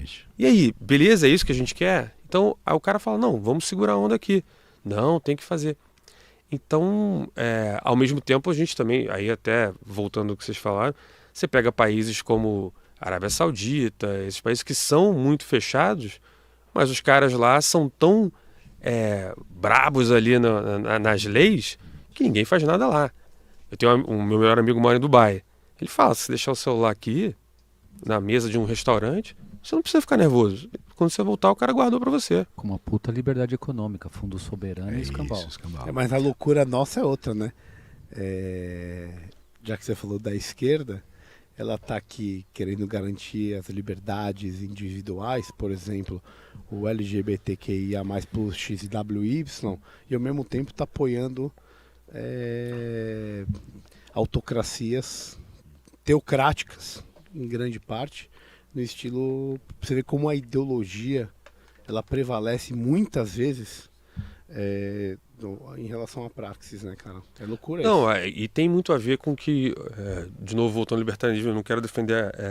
vocês já trouxeram o Rafael aqui, o Rafael é o cara que defende melhor isso. Mas é um pouco isso, assim, por isso que eu trato como um horizonte. Eu acho, sim, que a gente ainda precisa ter regras a serem respeitadas, a gente precisa ter um certo cuidado com as instituições que nos trouxeram até aqui. Inclusive religiões, por exemplo, eu sou um cara agnóstico. Eu não tenho religião. Mas outro dia eu fiz um vídeo sobre isso, falando dos evangélicos, por exemplo. Foi um vídeo que fez muito sucesso. Em que eu citei, por exemplo, quando eu comecei a minha carreira, né? Trabalhava na área comercial, vendia iogurte. E, eu tinha uma equipe pequena lá e um dos caras era um garoto bem novo. Eu tinha 19, o garoto devia ter 18. Eu falo, mas é porque eu era o gerente lá da área. E era um garoto que fazia o centro do Rio, né? Eu fazia uns mercados no centro do Rio, ele era promotor de venda. O cara pegava lá e batia os leites, batia as coisas e tal. E ele era o melhor cara que eu tinha. Aí uma vez eu dei carona pra ele, tinha um carro, caindo aos pedaços, vendedor, 19 anos. Aí ele veio contando a história dele. Ele falou, não, já agredi minha mãe, a mãe dele já morreu. Aí ele foi criado pela avó, ele se meteu com o movimento. Ele era um garoto problema. Aí conseguiram levar ele na igreja. E aí o cara, viu um religioso daqueles que ele doava 10% de tudo que ele ganhava. Tudo que ele ganhava, ele doava 10%, não sei o que, era um cara... E aí assim, eu vou chamar esse cara de otário, que ele fez isso? Tem gente que gasta milhões no psicólogo e não consegue resolver. A religião tem uma participação importante. Você pega, por exemplo, aí depois eu fui trabalhar na Cielo, que é uma empresa de cartão. E aí quando teve as UPPs no Rio, eu tive que subir as favelas com o Senai pra gente poder fazer a filiação da galera, usar cartão e tal. E foi uma experiência incrível, assim, você tá dentro de uma favela no Rio, é um negócio assustador, assim. E o que você vê lá dentro você tem a polícia, você tem o movimento e você tem a igreja. Então, assim, e aí você viu as pessoas indo pra igreja de gravata, terninho, a família de mão dada e tal. Então, assim, são instituições importantes que a gente tenta destruir, vira e mexe aqui. Não, porque não sei o quê, ataca o cara. É óbvio, eles também têm pensamentos que hoje a gente acha que são ultrapassados. Mas você precisa respeitar algumas instituições milenares, assim. Eu vejo muito o Pondé, né? Ele fala muito sobre isso, assim. É muita arrogância você achar que você é capaz de ir contra ensinamentos ou coisas alicerçadas, assim, em milhares de anos. É muita arrogância você achar que você consegue simplesmente dizer que essas pessoas são ignorantes. Então, há muita coisa dentro das religiões, há muita coisa dentro dos nossos conhecimentos adquiridos de sociedade que a gente tem que defender. Então, nesse ponto, amanhã acabou, é cada um por si, eu não vejo por esse lado. Eu enxergo, sim, que a gente caminha para lá. Mas eu acho que é igual assim, se você quer ir para o norte, andar para nordeste é melhor do que andar para leste, né? Mas se a gente estiver indo para um lugar mais livre, melhor para mim. E E o meu canal vai muito falando sobre essa relação de economia que eu tenho, né? Eu sou economista e tal, então eu falo muito sobre também a liberdade na economia. Só que isso permeia também uma liberdade social. E aí me assusta o quanto a gente aqui tem retroagido em relação a liberdades sociais, né? Porque a gente falou aqui de China e tal, não ter liberdade social é muito ruim. É um negócio que é difícil de você recuperar uma vez que você perde. E me assusta um pouco alguns movimentos do lado de cá. E qual o maior risco que a gente tem a liberdade social hoje no Brasil que você enxerga? Eu acho que hoje o judiciário é um que está fora da caixinha, assim. Eu acho que a gente teve uma polarização. E assim, primeiro, eu vejo a perda do poder do Estado, de maneira geral. Eu vejo que o Estado vem se tornando cada vez mais irrelevante, ou pelo menos menos relevante do que ele foi no passado. E tanto é que o próprio Lula falou, né?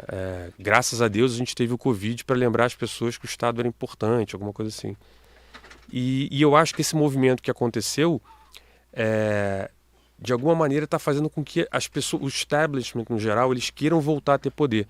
Só que você voltar a ter poder numa sociedade que hoje tem mais liberdade, que tem informação descentralizada, é muito mais difícil. Então os movimentos estão ficando mais brutos, eu acho. Antigamente você tentava ainda esconder alguma coisa, mas hoje em dia tá muito claro e evidente, assim. E como a gente, na minha visão, eu não sou advogado, mas na minha visão a nossa Constituição ela é uma Constituição extremamente coletivista, e eu acho que fica fácil para os caras operarem, porque tem sempre alguma coisa escrita que defenda o que ele quer. Então, diferente, por exemplo, dos Estados Unidos, que tem uma Constituição muito mais forte. Então, por mais que eu veja que os caras também têm os problemas deles lá, eles me parecem ter uma Constituição que ela é muito mais enraizada. E até são 200 anos de democracia, assim, muito mais... Eu chamo isso de ativismo judiciário, ativismo político judiciário. Eu posso dar um dado bem claro. Quantas emendas tem a Constituição americana? 15, 17? Uma coisa assim, um número, entre 10 e 20. E a brasileira? Estamos no número 300 e quanto? Não, só de emenda constitucional você tem mais de 300. Porque quando uma carta é bem feita, não é necessário que ela seja remendada. Não, tá na Constituição que o Colégio Pedro II tem que ficar no Rio de Janeiro. Thomas Juliano falou isso aqui. Thomas Juliano falou isso aqui. Esse é um ponto. Isso é muito louco. Esse é um ponto que já foi abordado. Isso é o exemplo. Isso é o exemplo. Meus parabéns por saber deste dado. Não que você precisasse ter parabéns, mas parabéns porque é um dado extremamente relevante para mostrar da irrelevância do processo político na construção dessa Constituição coletivista. Não, a gente tem, por exemplo, na Constituição que o governo é obrigado a te dar um meio ambiente equilibrado. O que é um meio ambiente equilibrado? Por que isso está na Constituição? Existe uma visão invertida. No Brasil, nos Estados Unidos, a Constituição começa we the people e alguma coisa para o... Hold these truths to be self-evident. Então, é uma Constituição em que o povo limita o poder do Estado. É o povo falando, olha, isso você não pode fazer. Isso, então ele coloca o Estado num cercadinho. A nossa Constituição é o inverso. É o Estado falando para você, ó, isso, então é o Estado botando você no cercadinho. Perfeito. Então essa lógica invertida que a gente tem aqui causa isso. Aí você fala, mas isso pode? Não, isso está na Constituição, o quê? Aí o cara puxa lá, ali alguma coisa, isso aí é o meio ambiente que não está equilibrado, então eu posso fazer. A parada é muito aberta. Então... O papel social da propriedade privada. Essa é outra, que é bizarro, essa porta que deixaram aberta. Então, é muito engraçado, porque quando você vê isso, você vê que o brasileiro não consegue pensar alguma coisa que não seja o Estado. E parece que a nossa democracia é algo liberal. Liberal para quem? Aonde? Com quem? Não é, ela é uma regra. E a regra não é liberal. Eu não diria nem que é uma democracia plena. Eu não sei nem... quem entra na discussão o que é uma democracia. É um grande faz de conta, né? A gente sabe que é um teatro. É tudo que é o Brasil, é para inglês ver. O Brasil é para inglês ver, de certa forma, em larga medida, by the way. A democracia tem uma visão interessante, assim. Eu vi isso, acho que o Orleans e Bragança falando, se eu não me engano, que ele fala que democracia vem de demo, que significa povo, mas significa também distrito.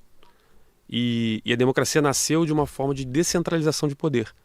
Então, aí eu não lembro, eu não sou estudioso disso, mas basicamente você tinha duas famílias que tocavam e eles descentralizaram para, sei lá, dezenas. Então o poder ficou mais local. E isso é a base da democracia, você localmente resolver os problemas. Que os Estados Unidos funciona muito bem.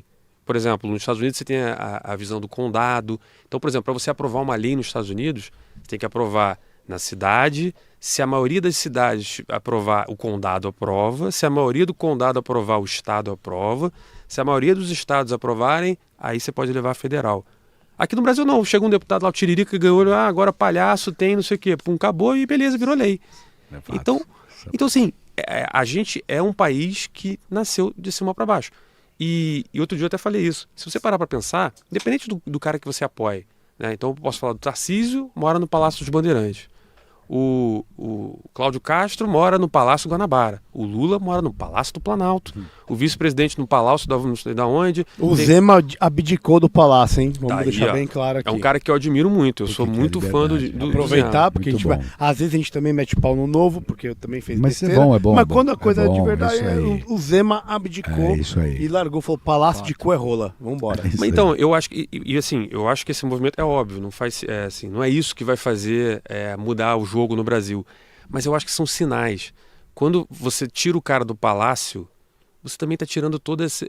Eu recentemente estive em Brasília, né? E é muito incrível como lá... Teve em Versalhes? Tive no nosso Versalhes brasileiro. E é incrível como tem toda essa pompa lá, né? Não, veja bem, puxada de cadeira, um café... Eu não acho que a gente saiu da monarquia, assim. A gente só mudou, tirou de uma família de dinastia. Falou que a monarquia nem é o problema. Estava esperando, eu vou ser bem seu sincero. caso estava bem longo. E você falou quando começou essa divisão de poder, essa dispersão de poder. Foi na queda da monarquia. Foi num golpe. Foi na Foi queda num da golpe. monarquia. É importante, eu acho fantástico o que você acabou de falar. A gente tem uma visão que é exatamente a mesma coisa, complementar, do outro lado. Nós tínhamos uma tradição que é monárquica. O brasileiro é o cara do convescote de palácio. O brasileiro é bom de chegar aqui no canto do ouvido e falar coisa. O brasileiro quer conhecer o cara que conhece alguém, conhece quem. Isso é uma corte. Alguns mais acima, outros mais abaixo e um poder central. A gente só funciona assim. Os Estados Unidos, que é uma comparação muito boa, ele nasce de 13 colônias. O federalismo deles era patente desde o início. Eram 13 colônias que se relacionaram para brigar com o maior império da época. E a partir daí começa a divisão de poder já em 13. O Brasil, que a gente tinha uma história bizarra. Que é da 12 mais 1, por favor. Perfeito. Só para deixar. Ou 14 menos 1, fica à vontade. Que é a ideia da corte ter vindo para o Brasil e fundado uma outra nação. E a gente tinha uma herança portuguesa que nessa revolução do golpe, nessa dispersão insensata de poder, nós perdemos o pouco que tínhamos. A gente tinha 70 anos de monarquia? Quantos anos tínhamos? 1800 assim. Não davam 100 anos de monarquia. A gente estava no segundo Pedro. E a 67. gente estava na ideia... Obrigado. E a gente estava nessa ideia de construir uma nação a partir daí, porque era uma história sui generis. Nenhuma história do planeta Terra, a monarquia foi até a colônia e transformou aquilo em Reino Unido. Reino Unido é United Kingdom. Era Brasil, Portugal e Algarve. Era o Commonwealth. Essa era a ideia portuguesa. E é tão real que você está falando que a primeira bandeira da República... exatamente. Bota aí para nós a primeira bandeira da República. Conseguimos? Pô, a produção tá demais, hein? Bota a produção aí. Recurso agora? Como que era a primeira bandeira da República? Era as cores de Orleans Bragança. Não. Bandeira da República. Era símbolo americano. Era a cópia verde da bandeira americana, verde e amarela. De novo, a gente imita, a gente não perde as nossas raízes, abre mão das nossas raízes e começa a copiar o vizinho. Olha a porcaria que dá. A gente era miscigenado em português de origem. Não, e assim, eu sou de família portuguesa, 100%, né? Minha família migrou pra cá e tal. E recentemente, né, eu tive em Portugal e eu fiz até um videozinho, nem sei se está no canal, mas eu fiz um videozinho lá no Rio Tejo. E aí eu falando, foi na época que saiu o quanto iam gastar de fundo partidário. E aí eu fiz a conta, falei, pô, se a gente fizer com inflação, dá tanto. A inflação... Se você jogar a inflação do que a corte portuguesa levou para o Rio, dá mais... essa aí. Olha lá. A primeira bandeira da República. Olha o golpe. Jesus, isso é um golpe mal feito, né? O que eles vão fazer? Copia do vizinho. É isso que fizeram. Coisa feia. Copia, mas não faz igual. De cair o cu da bunda, meu velho. Parece um mau aluno que copiou a composição de outro coleguinha, falar foi bonito. Obrigado, Sérgio. E aí que eu fiz um vídeo falando sobre isso. Na época... a corte portuguesa veio para o Brasil e com esse dinheiro eles começaram a investir, abriram ruas, a cidade se tornou mais pujante, né? O Rio de Janeiro tinha linhas europeias até no Rio de Janeiro, com o dinheiro que a família real trouxe. E aí eu falei, e eu fiz o vídeo ali exatamente onde os navios estavam partindo, porque foi quando Napoleão chegou e a família portuguesa foi embora. Eu falei, tá vendo aquela ponte ali, que é a ponte que vai lá para a Almada? Falei, ali estavam todos os barcos partindo com o dinheiro da família real, que tornou o Rio de Janeiro é uma cidade com linhas europeias. Eu falei, e esse O Banco do ano... Brasil, né? Esse dinheiro fundou o Banco do Brasil, né? O lastro do Banco do Brasil. E eu falei, e esse ano... então eu acho que isso foi em 2018, talvez. Não lembro. 20, sei lá, acho que foi 20. Foi 2020 que estava tendo eleição municipal. Eu falei, e esse ano a gente vai gastar mais do que a família real levou para o Brasil só de fundo partidário. E a gente está lá com o Morro da Providência, por exemplo, que está esperando uma providência até hoje. Então, eu concordo, assim, eu acho que eu também sou, eu compartilho da mesma visão em relação ao início da República, que virou uma república de oligarquias, café com leite, não sei o quê. Mas o Brasil, o grande problema foi ter misturado o Estado com o governo. Então, o Brasil não tem um Estado, ele tem um governo. Então, muda o governo, muda o Estado. E a gente não tem políticas de Estado, que eu acho que, nesse sentido, a monarquia... Constitucional. Tá falando de libertário, falando de libertário... Mas a monarquia Não, é isso é constitucional. muito obrigado. É a Eu falei, queda um da libertário Bota a falando bandeira do bem da Império pra monarquia. nós. Muito obrigado. Mas Coisa bonita. eu coisa acho bonita. que eu acho que tem muito a ver com a visão privada das coisas. Não, Império Serrano. Essa aí é melhor. Olha lá, o tabaco. A esfera armilar, que mostra que os portugueses tinham chegado em todos os lugares do planeta Terra, a cruz, lógico, a coroa Orleans Brasileira. E aí acho que é café e o quê? Tabaco. Café e tabaco. Mostra, olha que animal, café e tabaco. Uma coisa que era manifesto das monoculturas que tínhamos. Era um Brasil de monocultura. Era ainda uma colônia, de fato. Mas estava lá se levantando. E isso me parece autêntico. Tem a cruz. Assim como as bandeiras do Reino Unido, sempre tem a bandeira do Union Jack, de alguma forma. Tinha nas caravelas, caralho. Exato, aí ó, a gente tinha algo. Mostra um laço. Porque tem uma visão, eu acho que é a visão que o brasileiro tem, que eu acho que não mudou, essa visão nababesca dos reis, né? Não, aí o cara era um rei. Só que, de novo, se você for a Brasília e ver onde hoje o Lula mora, é um palácio. O Zema talvez tenha abdicado, mas eu não quero falar aqui só do Lula, mas o Tarcísio, não sei se ele mora no Palácio Bandeirante, mas é Palácio Bandeirante. O outro é Palácio Guanabara, o outro é Palácio não sei o quê. No final do dia, a gente não perdeu a essência do nababesco, mas a gente perdeu a questão da visão de longo prazo. Porque a questão da dinastia, da monarquia, ela traz uma certa privatização da cerne de um país. Assim. O cara olhava com uma tranquilidade de olhar para o longo prazo, que eu acho que a gente perdeu. Quando a gente mistura o governo e o Estado, as pessoas usam o Estado para se reeleger, usam o Estado para ganhar poder. Então o Estado deixou de ter uma visão de longo prazo. O Estado brasileiro hoje pode se tornar, entra um cara, muda tudo, aí o outro entra, muda tudo, aí o outro bota o amigo para ser ministro não sei aonde, aí o outro bota... Então a gente perdeu a essência de que existe um Estado. Aí entra assim, como é que resolve esse problema? Então dá estabilidade para o servidor, porque vai mudar o governo, vai ter que demitir todo mundo. Então não é o que tem, por exemplo, o Reino Unido. Você tem a família... mas a rainha não manda em nada. Mas tem uma sensação de dinastia. Ela tem uma sensação de tipo... ela é o poder do Estado ali. Então, por mais que eu tenha essa visão libertária, eu acho que a gente se tornou um país em que as pessoas pilham o poder. Assim que a gente perdeu a monarquia, no caso, a gente virou a República Café com Leite. Que era assim, não, vamos dividir aí, fica um pouquinho para você, um pouquinho para mim. Então a gente já começou ali essa sensação de que o Estado foi tomado por algum grupo de pessoas. República das Oligarquias, é um nome mais não mudou, hoje são famílias oligarcas. É isso que eu ia Você falar. tem famílias e estados continuam ligados. Essa dinastia hoje foi capturada pelo Estado e ela se manifesta quando o pai político elege o filho político e depois a mulher política e depois a família de políticos. Isso pelo menos antes tinha uma linhagem e era uma família só, né?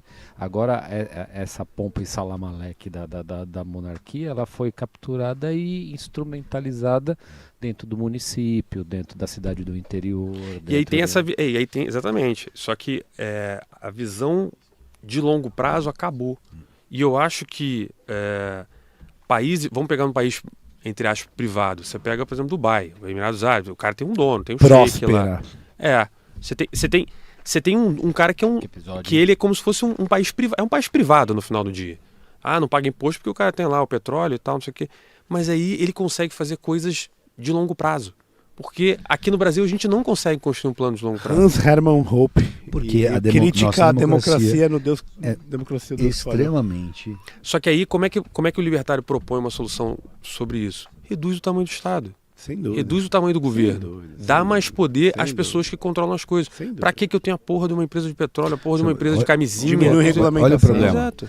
A dificuldade, a meu ver, é que você precisa tomar o Estado para poder diminuir o tamanho do Estado. Então, o que eu vejo é isso que é o fato. libertário, ele não tem uma política de realpolitik. Ele não quer pegar o poder e usar o poder. Vis-à-vis Falta o um Novo. fabianismo Vou dar um pro exemplo. cara. Obrigado. Um maquiavelismo, um realpolitik. Vou pegar o Novo. O Novo Ele falou acha assim, que ele não com o vou PowerPoint pegar. explicando, ele vai conseguir convencer os caras a deixarem de Isso, agir não existe. politicamente. Não existe. e Você tem que ter tá muito tudo poder. errado, Você tem que ter era isso. tudo, e agora a gente vai fazer direito. Você tem que ter muito poder para mudar a arquitetura do poder. Então, o Novo falou no início, e era compreensível, e isso era uma pauta eleitoral, de falar, não pegaremos o dinheiro do Estado. Por princípio. Porque isso daqui está errado. E hoje, a meu ver, sabiamente, fala assim, vamos pegar o dinheiro do Estado. Por quê? Porque esse é o jogo. Então, eu tenho uma visão, assim, eu pessoalmente conheço, estava lá na fundação do Novo, não como diretamente trabalhando, mas, enfim, eu participei desse início. Qual é a minha crítica ao Novo? Que eu espero que eles tenham mudado. E vou falar palavrão aqui, não sei se pode, mas... Manda bala. Foda-se, fala o que quiser, porra. Ele virou a freira no puteiro, assim. Ele, tipo assim, não podemos fazer nada errado. Não, cara, assim, não tem muito o que fazer, não. É jogar o jogo. E aí eu acho que a minha crítica pesada ao Bolsonaro, às vezes eu sou criticado lá no canal, é isso. Ele entrou muito assim, não, vou atropelar. Tem que saber jogar o jogo. Ah, pegou fogo na Amazônia, vão criticar o cara. Eu sei que vão criticar o cara. Sabe o que você vai fazer? Você vai botar uma roupinha de bombeiro, você vai pegar um helicóptero, vai jogar 3 baldes d'água, não vai resolver nada. Mas não vai resolver nada mesmo, porque a Amazônia é maior do que a Europa. Você não tem avião que você consiga resolver. Haja passarinho. Ah, vai na Globo dar entrevista? Obrigado, Globo. Você é uma pessoa, pô, tô aqui maravilhoso. Você tem que saber jogar o jogo. Essa é prática. Eu acho que assim, esse embate que a direita liberal fez, esse choque no sistema, não adianta. E aí o Novo estava nesse caminho do tipo, eu sou extremamente limpinho. Não dá para ser limpinho num lugar desse. Eu, por exemplo, as pessoas falam, você vai se candidatar? Não vou. Por quê? Porque eu não tenho o menor interesse em me sujar. Agora, quem eu for para lá, tem que ter ciência que vai se sujar mesmo. Não tem o que fazer. Não tem como você chegar lá, aí vocês são mestres aí dos pensadores, mas pô, você não tem como passar por um lugar desse ileso. Isso aqui é Brasil. Ideologia Isso aqui é Brasil. ideologia. Prática é prática. Praxis. Isso é pragmatismo político. E aí você... O Milei falou isso recentemente num discurso. Que bom. né? Que bom, me lembro. Não, mas eu por exemplo, eu tô bem mais animado com o Milei Ah, tamo junto Agora. nessa. do Agora. que com o Bolsonaro. Sim, sim. Porra! Porque o Bolsonaro, ele veio nessa pegada, tipo assim, acabou, eu vou destruir o Estado. Não vai destruir o Estado. Vai. Você tem que reduzir o Estado. Limita um pouco e devagar, sem pressa. Os caras estão aí há 524 anos, sei lá. Tá de brincation. Porra, vai devagar, sem Esse é pressa. o fabianismo. Que é um pouco o que o Olho Beltrão fala. Não adianta você falar em venda de órgãos, porque o libertarianismo é venda de órgãos. Não, querido, fala de privatizar o Banco do Brasil. Vamos falar de privatização. Vamos trabalhar a privatização do Banco do Brasil? Vamos trabalhar a redução, e aí nesse sentido o Novo fez algumas coisas até interessantes, reduzir regulamentação, vamos falar disso. Aí é o que eu falo da minha visão de o norte libertário. E não vamos perder cargo político sendo eleito como os melhores políticos. O Novo conseguiu até isso, né? Eles fizeram uma boa, né? Uma boa gestão lá e tal, e não conseguiram vender que fizeram isso e diminuíram o número de cadeiras, né? Então também tem essa gestão também O próprio Zema, assim, por exemplo, ele é um cara que eu admiro bastante. Pô, o cara fez um excelente governo em Minas, o cara se elegeu num partido que sem, assim, eu não estou criticando, mas sem expressão no sentido que pô, a base do Novo é muito pequena versus os partidos que estão aí totalmente enraigados. E o cara amassou a eleição, primeiro turno. Então, assim, e ele teve somente o trabalho dele, mais nada além disso. Então, aí vem o Novo e começa com um negócio extremamente, freira no puteiro, é isso. Não dá, cara. Você tem que... você vai abraçar o Bolsonaro? Vai, vambora. Aí o Zema fez isso, foi criticado por um monte de gente. Pô, mas aí... Beleza, mas assim, você precisa ter uma certa malícia nesse jogo. Porque o jogo é bruto. O negócio é bruto. Se você quer entrar lá, e ser, paz e amor, o jogo não é lá que você vai jogar. E aí, eu acho que o único jeito da gente evoluir para um estado mais liberal é a gente começar... Quer um exemplo? Tarcísio aqui em São Paulo. O cara tá indo bem. E por que ele tá indo bem? Joga o jogo. Aí vem o bolsonarista, pô, ele tava do lado do Lula. É isso, querido, dá abraço Lula, aperta a mão do Lula, pega lá, faz o túnel lá que vai para Santos.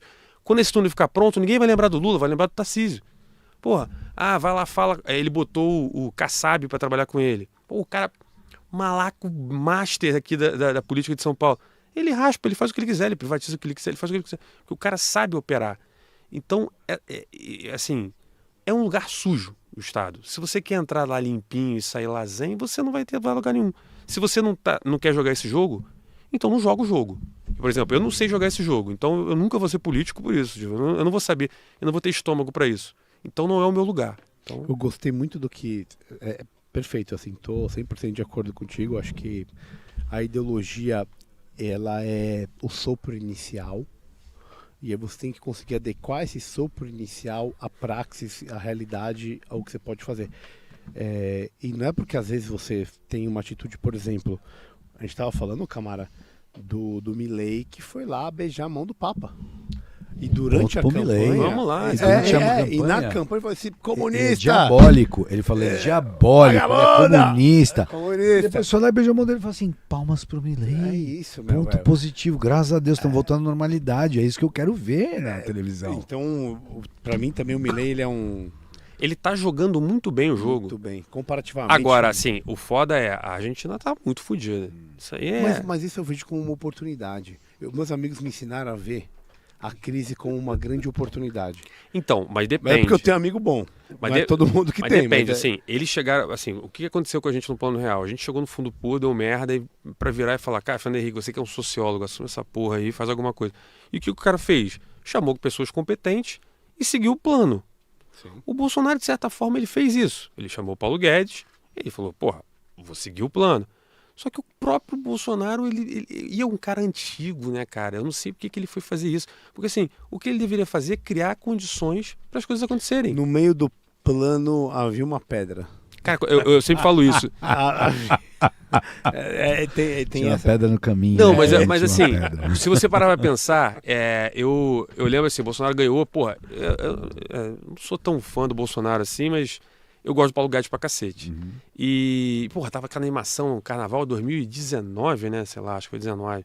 Pô, todo mundo lá, pô, feliz agora, o cara anunciando, porra, Montesano no governo, Salim Matar, você fala, cara, o cara tá trazendo as estrelas. Aí vem o Bolsonaro, o que é Golden Shower? Aí você fala, mano, o que ele foi falando essa porra? Aí e a foto 5 do primeiro tempo, sabe, você né, fala, cara? mas pra que você falou isso? Ali eu cheguei, eu farejei o negócio, falei, caralho... Aí, daqui a pouco, pega a foto da primeira dama da França com um roqueiro. Tipo assim, baseado, por que você fez isso, cara? Tipo, não faz isso. E aí começa uma atrás da outra, uma atrás da outra. Aí o pessoal, mas aí pegaram no pé dele. Mas, cara, se você sabe que tem gente pegando no teu pé, aí você redobra, triplica, quadriplica a capacidade que você tem de se proteger. E aí logo depois, é o elefante na loja de cristais, assim, tipo, cara, fica quieto, não se mexe. Não, vambora. E aí o cara vai perdendo apoio, vai perdendo apoio, vai perdendo apoio. E desgastando, né? Porque aí teve a questão da rachadinha logo depois, aí teve, né, depois... Rachadinha, logo depois, pega o filho, começo... isso aí você vai responder, tira ele, sei lá, faz alguma coisa nesse sentido. Ele tinha a faca, e aí eu acho que nesse sentido o Milei tá indo bem. Eu vejo muito o Milei por esse sentido, ele sabe... Beija a mão do Papa, beija a mão do Papa. Ah, vai encontrar com o Lula? Encontra com o Lula. Manda chamou o cara cartinha. de ladrão. Beleza, não tem problema não. Vambora, Cartinha aqui. de convite. Vem convite. aqui, meu amigo, venha. Então, eu acho que todo mundo que é purista demais no mundo da realidade são pessoas que vão acabar se dando mal. Essa é a grande crítica que a gente faz à direita. Nós somos de direita, e nós, porque é esse fabianismo que falta jogar esse jogo. É, Qual foi a responsabilidade do Bolsonaro? Uma das várias. Não ter garantido um segundo mandato, porque o projeto é 8 minimamente, não é uma gestão que vai resolver. Se nós estamos querendo resolver, claramente, se for para resolver, o que eu duvido, como você bem colocou, não será em 4 anos. Não vai. É óbvio que sim. Então você tem que fazer uma onda, você tem que fazer 3, 4, 5 passos. Imagina 20 anos de governos conservadores, segurando a esquerda, esvaziando as coisas, privatizando Correios, pelo menos. Cortando o eu tamanho tinha do expectativa Estado. nos Ele Correios. achou que ele ia pelo menos resolver Correio vai. o MEC Pelo na menos Correio canetada. vai, imagina. Não, aí agora assim, a gente até conseguiu melhorar um pouco a questão do Congresso. Eu acho também não foi todo o jogo perdido. Mas, de novo, eu não sei se essa inelegibilidade do Bolsonaro ela é ruim ou boa para a direita. Eu tenho para mim que talvez seja muito positivo. Porque percebe só como o Lula tem dificuldade em bater no Tarcísio. E veja, o Tarcísio ele é cria do Bolsonaro. Mas olha a dificuldade que ele tem. E por que ele tem essa dificuldade? Porque o cara sabe operar. Porra, quando o Tarcísio foi o inverso. Primeiro entrou lá, teve aquela crise de desabamento no Litoral Norte. No Litoral Norte. O que ele fez? Pegou o helicóptero, botou o casaquinho da Defesa Civil, meu gabinete agora está aqui, abriu uma tenda, o dia inteiro trabalhando. Gabinete de crise, pá. O que a população falou? Aí o pessoal começou, não, porque... Falou, não, pô, o cara tá lá, deu entrevista, o cara tá ali. Né? Como é que você bate num cara desse? O Tarcísio teve a capacidade de humilhar todas as jornalistas. A jornalista virar para ele, você não é paulista? E perguntou o negócio do metrô. E eu moro em São Paulo há 10 anos, não faço a menor ideia de como é que se pega o metrô aqui. O cara falou cada estação. Ele disse quantos metros quadrados tem cada estação. A mulher ficou chocada. Falou, pô, como é que eu pego um cara desse? Então, assim, falta essa capacidade de você entender que o jogo é bruto. Se você entra o Bolsonaro ficou quase um narcisista. Ele, não, porque eu vou tropear. Cara, você ficou tantos anos nesse negócio. É hora de você usar. Porra, eu já falei, o pessoal fala, pô, se você virasse presidente, o que você faria? Eu chamaria o Michel Temer. Michel Temer, tu vai trabalhar comigo aqui. Vambora. O cara é vampirão. Vambora. Vambora. Aqui, então, eu tô com um problema no STF. O que você acha que eu tenho que fazer? Liga pro cara, fala aí. Tá bom, liga pro cara. E agora... E há 2 gerações... O cara tinha 2% de aprovação, o cara passou uma reforma trabalhista, o cara passou uma porrada de coisa. Em um ano. Você tá perfeito a sua análise. E eu vou te falar mais. 2 décadas atrás, você ligava pro José Sarney. Mas tem que ter alguém para quem ligar. Essa é a sua sabedoria. Tem alguém para se fazer a ligação. Lógico que tem, porque isso é política. Você vai ter que recorrer a alguém para fazer alguma coisa. Por isso que você se suja no meio do processo. Mas tem que ter ideais nobres. E essa é a ideia do fabianismo, é a ideia de Maquiavel. Fala assim... Os fins justificam os meios. Exato. Que as pessoas levam isso muito pro lado negativo, mas tem uma pegada... quase de coaching, sei lá. A gente tem uma pegada assim, você tem que tomar cuidado na forma como você faz também. Porque lá na frente é o que vai justificar. É o que eu enxergo. Assim, se a gente quer reduzir o Estado, a gente tem que ter um plano muito mais longo. E aí entra esse purismo, que por isso que eu tento me dizer... porque, sei lá, vai ter um monte de libertário falando, não, porque você não citou Hoppe no momento que... O Sé falou... Não, eu não tô nesse nível, eu não tenho pretensão nenhuma de defender ideais. Eu vejo assim, é um horizonte. Se a gente quer ir para o norte e você está andando para o noroeste, tá melhor do que você andar para o sul. Então, assim, a gente tem que ter planos mais curtos. Nada de planos mega... Não, porque a gente vai tomar, tudo vai resolver, tu vai vender todas as empresas. Não precisa vender todas as empresas. Beleza, vamos vender o quê? É o Correio? Então esse ano vai ser o Correio? Tá bom, ano que vem a gente vê. Os caras, pô, mesmo com tudo que a gente teve dificuldade, os caras conseguiram desinvestir a Petrobras pra caramba. A Petrobras saiu de vários segmentos inúteis que ela estava, que não ajudava ela, se tornou uma empresa extremamente rentável. Sim. A Vibra agora, que vem no lugar da BR. Então o mercado ficou mais saudável. Uma bandeira BR, inclusive. Cara, sensacional. É pragmatismo, né? Você tem que ter... então, assim, não posso vender empresa? Então eu vou fatiando, vou fazendo devagar, vendo as refinarias. Aí, o que você falou, aí vem outro governo agora, tá querendo, estatizar todas as empresas que aparecem por aí. Então, assim, é triste como a gente tende a ter um retrocesso nesse sentido, né? E aí o Brasil é o que eu falo muito, assim, as pessoas falam, você acredita no Brasil? Não acredito, assim. Eu acho que o Brasil é um país que quando ele sai um pouco da média, aí... entra alguém e puxa para baixo. Aí quando ele vai muito lá para baixo, aí o pessoal fala, o Brasil vai quebrar também com o Lula? Também acho que não vai. Se ele descer muito, aí vem rua, não sei o que, sai, a galera também expurga o cara.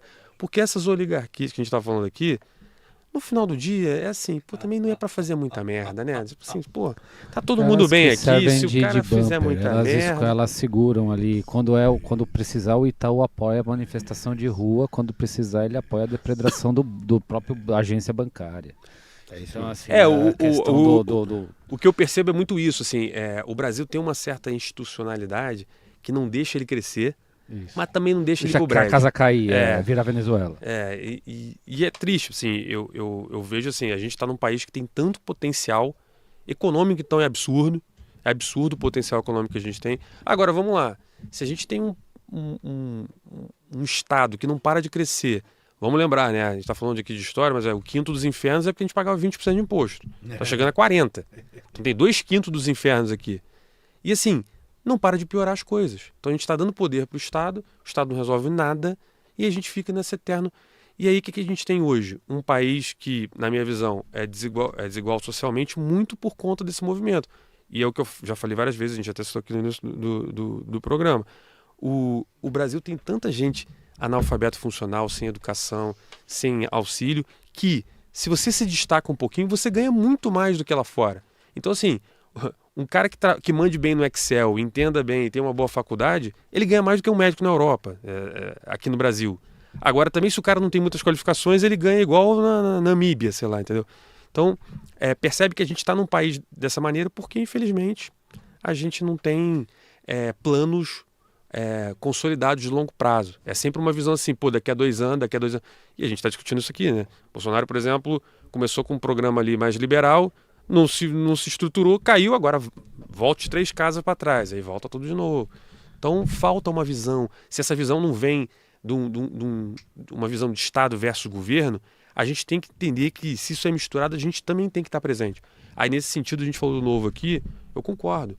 Seja o Novo, o próprio Rafael Lima, né, agora ele está entrando na política. Cara, a gente precisa de mais gente lá, beleza. Se ele quer tomar esse papel, vai fundo. Eu não sei onde ele vai se candidatar, mas eu votaria nele tranquilamente. Sem dúvida, concordo. Então, assim, a gente precisa também ocupar esses espaços. Não dá para ser também excessivamente purista, assim, né? Eu sou libertário, não voto. Não, mano, você tem que votar, porque o negócio pode ficar muito pior do que você imagina. Fica esperto, né, meu velho? Nesse sentido, eu acabo sendo mais conservador, como vocês falam. Eu sei. Quero fazer a pergunta. Como a gente tem tempo, eu preciso fazer, né? Da Gabriela, nossa apoiadora. Muito obrigado, Gabriela. Obrigado por fazer parte do grupo aí. Ela te pergunta por acompanhar ao vivo aí, cara. Obrigado, hein? Você é economista, como é que você vê o Brasil, já que você falou de curto prazo, economicamente esse ano, tá? Sabendo da ânsia arrecadatória que a gente tem e do desequilíbrio, déficit fiscal que a petralhada acaba deixando passar igual boiada. Assim, eu sempre tenho uma frase que eu falo bastante, assim, na economia, pro bem e pro mal, as coisas demoram, são movimentos longos, é tipo você virar um transatlântico. Então, demora os movimentos pro bem e pro mal. Por exemplo, muitas coisas que a gente está vendo de positivo agora foi coisa que foi plantada lá no Temer, lá atrás. Demora, por exemplo, reforma trabalhista está dando frutos. Mas quantos anos demorou? 5 anos para dar frutos, 6 anos. E pro mal também está sendo assim. revogada em certa parte também, né? Tem que lembrar isso. Exatamente. Por exemplo, a gente tirou a força dos sindicatos que atrapalhava, agora está voltando. Então, assim, só que pro bem e pro mal as coisas tendem a demorar. O que eu acho que vai acontecer no curto prazo? Eu acho que a gente está... o endividamento, obviamente, está crescendo e eu acho que isso vai ser um problema que vai acontecer. Agora, será que vai ser no curto prazo? Aí a minha visão depende do contexto internacional. A gente está vivendo um mundo positivo, de queda da taxa de juros, de expansão do mundo no geral. Só que a gente também tem coisas como a China engasgando, a China tendo problema de crescimento. Então, assim, a gente está num momento em que está naquele momento conturbado que pode ir para cima ou pode ir para baixo. Se o mundo tiver uma crise da China que eu acho que provavelmente vai chegar no curto prazo, eu acho que o negócio emburaca. E aí, quando a água baixa, que você vê quem está nadando pelado. E a gente está nadando pelado. A verdade é que o Brasil está muito mais na euforia do que na base. Então, se vem uma crise mundial, já era pra gente. Porque hoje a gente está ganhando meio de WO. Quando você pensa assim, o Brasil em termos econômicos, todo mundo acha que a gente é muito foda, que o Brasil é foda, é gigante. Não, a gente é pequeno em termos de mundial, comércio mundial e tudo mais. Então os caras que botam um pouquinho de dinheiro no fundo deles aqui, é muita grana. Só que a gente antes competia com a Rússia, competia com a própria China, que apesar de consolidada recebia muito investimento internacional. A gente competia com os BRICS no geral. Hoje, o que está acontecendo? Rússia em guerra, a China, a gente teve o problema da pandemia que fez com que todo mundo revesse suas políticas nacionais. Tipo, eu não posso ter tudo meu produzido na China que se esse cara invadir Taiwan, fudeu.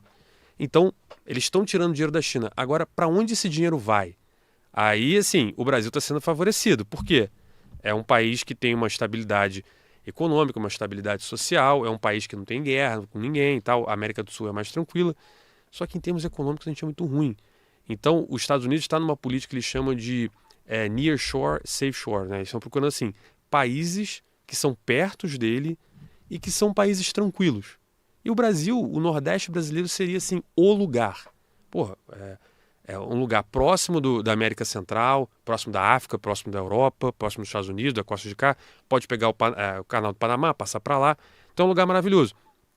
Agora, vai contratar um brasileiro. É um trabalhador que tem a produtividade de trabalho baixíssima, né? Ele não sabe trabalhar nada, mas beleza, as empresas poderiam vir e treinar a mão de obra. Só que aqui no Brasil, é o que eu sempre falo também, o trabalhador custa caro, mas ganha pouco. Então a gente tem um trabalhador que, para você contratar, quem já contratou aqui sabe, você tem que multiplicar por 2. Ah, eu vou ganhar R$2.000. Mas você vai custar 4 para o teu chefe. Então assim, você custa caro, mas você ganha pouco. E então as empresas começam a olhar em estabilidade judicial. Então, aqui no Brasil, você começa jogando um jogo, no meio do jogo, você está jogando bola com o pé, o pessoal, não, agora é com a mão. Aí você, não, peraí, mas... Então, tudo muda aqui, então é complicado também. Então, eu acho que a gente tende a não aproveitar essa grande onda. Então, há alguns dados que dizem que o México está indo muito bem nesse sentido, porque está do lado dos Estados Unidos e tal, já tem aquela parceria ali. Mas se a gente tiver uma crise, a gente claramente, com a forma econômica como a gente está tendo, por exemplo, um aumento absurdo dos gastos, uma tentativa de aumentar os tributos, que o negócio não está respondendo, então está aumentando imposto de tudo que é lado. Janeiro foi bem, mas janeiro tradicionalmente é um mês melhor. Agora vamos ver como é que vai ficar o resto do ano. E se esses gastos não vão parar de subir. Então assim, hoje já se trabalha com a tentativa de déficit zero nesse ano. Todo mundo sabe que não vai acontecer. Jamais. Não vai, assim, o mercado já sabe disso, já está aceitando 25,5%. Mas eu acho que vai chegar no final do ano, vai estar ali próximo, pelo menos, se tiver 1% tá bom. Porque a gente não para de fazer esses movimentos de crescer no consumo. É uma característica do PT, só que assim, ele começou lá em 2002, teve o boom das commodities. Sim. Então é aquele negócio, vento a favor, meu irmão, não tem como você errar, né? Tá andando para um lado, você tá indo junto, você tá feliz da vida. O Bolsonaro errou, né, cara? Tudo bem que ele teve um vento contra dado o Covid, mas o vento a favor da legitimidade popular. Ele sim, mas não da parte econômica aí. Ali ele tinha um Paulo Guedes da vida. E sim, o que para você ter um presidente com o Paulo Guedes é um bagulho que você fala, caralho. É um bagulho caralho, velho. Animal. É esse, né? É um asset. Só que assim, até já me perguntaram, você acha do Haddad, o Paulo Guedes era melhor que o Haddad e tal? Maldade. Só que assim, para e pensa. O ministro em si, ele pode ser, por exemplo, acho que eu botaria o Michel Temer. Você fala, mas ele não entende nada de economia. Beleza, o Fernando Henrique também não entendia. Mas você pode pegar um cara tipo o Paulo Guedes e botar... Porque assim, o trabalho que tem que ser feito é passar, porque o que precisa ser feito, o Paulo Guedes sabe. Mas precisa ser feito, entendeu? E aí, se você pega lá o teu presidente, o cara tá falando de gripezinha, não sei o quê, de primeira dama, o cara tá arrumando confusão, não dá. Ele tem que ter alguém ali para fazer a banda tocar. E nesse sentido eu concordo também. Eu acho que o Bolsonaro ele poderia ter se valido muito mais disso para tratorar. Vale lembrar que a gente passou uma reforma da Previdência com apoio popular. Cara, enquanto lá manifestação na rua pra reforma. Isso é muito louco. Mas uma reforma da Previdência que também vai jogar o problema para daqui a 10, 15, 20 anos no máximo. No final ela não é uma... Não, calma aí. Não. Tudo bem. De obra pronta. Aí você tá no idealismo, foi um avanço, não dá pra tirar isso. Mas calma aí, não resolve porra nenhuma, essa de 30 anos, normalmente ela vem de cima pra baixo. É tipo na França, eles tentam botar por Fiat, porque ninguém gosta. Então passou o que dava pra passar naquela... Mas é a ideia que você já tava falando. Mas aí eu acho que você tá tendo essa visão que a gente tava falando aqui. Tipo, você perguntar pra mim é boa? Não, por exemplo, pra mim tem que virar capitalização. Até porque... o que dava. Isso, tô junto. Agora, porque... E depois veio o Covid e raspou tudo, foi foda também. E a gente vai ter mais um desgaste político depois na sequência, entendeu? Difícil, Brasil. Você jogar pra frente. Brasil é muito difícil. Tem uma cabeça de bode enfiada aqui no chão em algum lugar. Tá errado. E o pior é que a gente tem potencial, assim, em termos econômicos, assim, é muito triste, porque eu não tenho dúvida que se o Paulo Guedes ficasse mais 4 anos, lá o Bolsonaro ficou quietinho e tal, ficou mais 4, a gente tava voando. Eu acho. Esse é o problema. Mas... Qual que foi a pior falha deles? Não fazer o sucessor. E pior, em cima disso, Nós tiramos um cara que estava preso, só para lembrar. Passou um terço do ano preso. Um aninho preso. Um ano, pouquinho mais de um ano. Pouco mais, um ano com um terço. Deixa eu ver aqui, para comemorar os dias. Deixa eu ver quantos dias, só que eu quero dar uma comemorada. 564, alguma coisa assim. Obrigado. Eu gosto desses caras que não, mas eu não lembro se foi mais ou menos isso. E é isso. Não, mas assim, aí nesse sentido, eu tenho essa crítica ao Bolsonaro também. O pessoal fala, não, porque é um cara que pensa primeiro no país. Primeiro nos filhos dele e na família dele. Se ele tivesse 580, 580. Isso é um palhaço. Parabéns, muito boa. 580, foi se ele tivesse uma cabeça ali, qual era o melhor movimento para ele? Pula fora, sabendo que ele tá... Porque assim, transferir os votos dele, ele ia. Tanto é que ele fez com o Tarcísio. O Tarcísio não era ninguém. Chegou aqui em São Paulo, a primeira pesquisa era Haddad em primeiro, o Tarcísio embaixo. Segunda pesquisa, o Tarcísio já estava embolado ali. Se ele pega a própria esposa, bota lá a Michele. Se ele botasse outra pessoa, ou por exemplo, o vice-presidente, ele botou um general. Cara, botava um cara de outro lado, botava, sei lá, um cara do PSD, sei lá, desses aí do meio aí, do centrão, bota o cara ali embaixo. Ele quis fazer uma chapa puro sangue, não sei o que, com ele na liderança, porque... Cara, foi burrice, entendeu? O cara acreditou demais nele. A gente tem que ser muito mais pragmático nesse sentido. Ele criou, sim, uma base, fanática pelo cara, mas se você fica só trabalhando a sua base, você não cresce. Então... Você está pregando para os convertidos. E eu acho que ele foi fazendo esse movimento de se fechar. E aí quem sofreu? Quem estava no entorno dele, que eram pessoas capacitadas. O cara que abraçou o caminhão e ficou 20 quilômetros com abraçando o caminhão é um desses feridos. Os outros vândalos idiotas úteis do bolsonarismo foram para Brasília, quebraram tudo e foram presos. Um deles morreu recentemente na prisão. Clezão, exato. Eu vejo isso só como os caras seguiram o capitão maluco, nesse sentido. Não tô falando que ele incitou um golpe. Não acho que não tem golpe de final de semana com o cara vendendo algodão doce azul, só, sem nenhum funcionário lá, completamente desarmado. Cadê o cano na mão da tia? Cadê o cano? Eles vão subverter a ordem como? Rezando? Não, aquilo ali, com a bandeira assim, do Brasil mas e com a os caras fizeram merda, mas assim, eu falo muito isso. Agora, dizer que o cara, ia tomar o poder. Eu e meus amigos, assim, é foda. A gente tem um grupo, a gente fala, aí virou meio que a gente que acha um absurdo, a gente fala, tu queria aprender Tiodete, porque tem um vídeo que roda que tá tipo uma senhora com andador e vai, dona Tiodete, não sei o que. Cara, ela ia tomar o poder? Não ia, né? Não tem como. Agora pega o cara que quebrou o relógio. Ô, irmão, você quebrou o relógio. Aqui, ó. Paga aí o rolê. Vamos ver como é que é esse rolê aí. Você é especial. 17 anos Agora, os outros 17 anos preso. E o cara fala babando. O Alexandre de Moraes saliva quando ele fala. Mas o cara deu mole. Sabe o que ele tinha que ter feito? Teve um cara que foi pego no banheiro do Congresso. Ele tinha que ter feito. Não, eu não tava dando golpe, eu tava só assassinando uma pessoa aqui. Eu tô de boa. Aí o cara, você matou? Não, matei o 6 cara anos. aqui. Era isso. Mas de eu boa. vim matar o G Dias. Cadê o G Dias que eu sei que ele tá aqui? Eu já vi. Não, o meu foi só tentativa de homicídio. Eu tô com essa faca. Ia dar melhor, né? É isso. Parece aquela piada no Covid, né? Que a pessoa liga e fala: ele não tá com Covid, graças a Deus, é dengue hemorrágica, graças a Deus. Não, valeu, obrigado. É isso. É um pouco isso.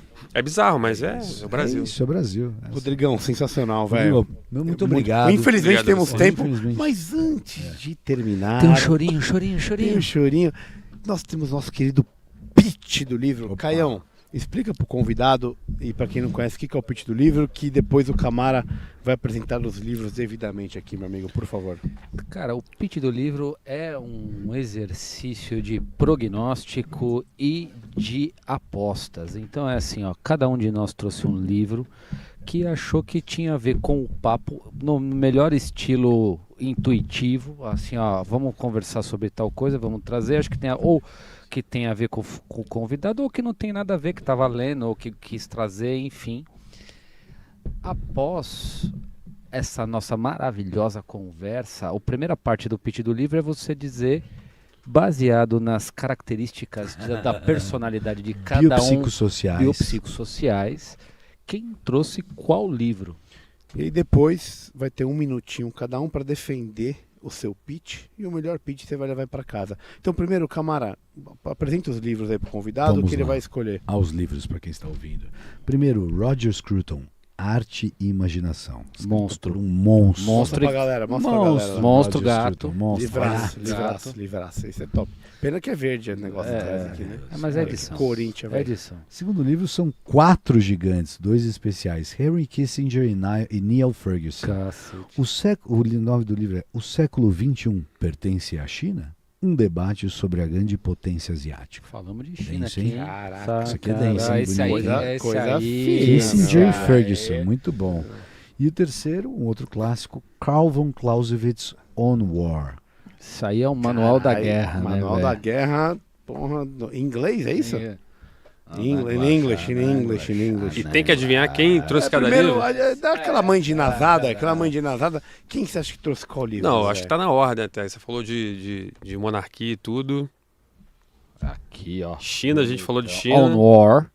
E o seu Arte da Imaginação, que é mais filosófico. Então o Camara ficou com a arte da imaginação, Reginho, século XXI, Clausewitz. Clausewitz na mão do Caio. Isso aqui é seu, meu querido. Boa. 33%. Acertou o Reginho aqui, ó. Acertou o Acertou o Reginho. Reginho da China aqui, meu velho.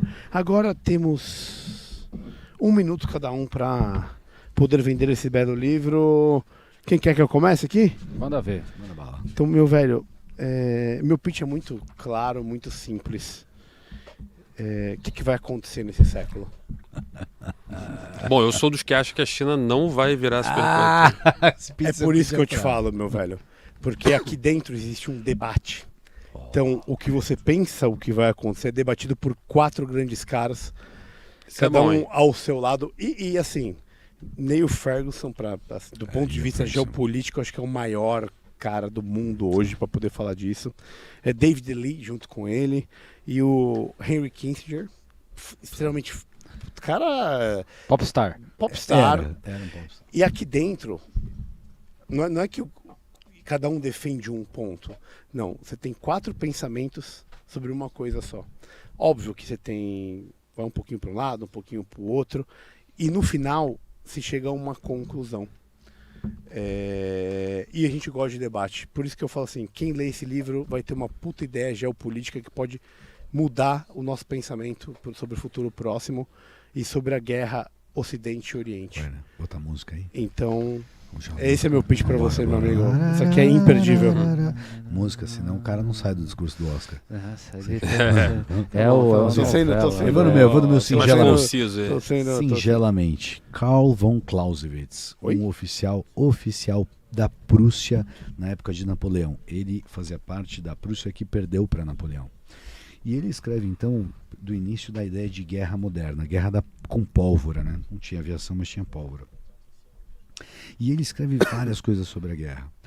E uma das frases dele, é a frase mais famosa dele, por assim dizer, que é repetida hoje em dia, é quase que uma súmula do que o livro se trata.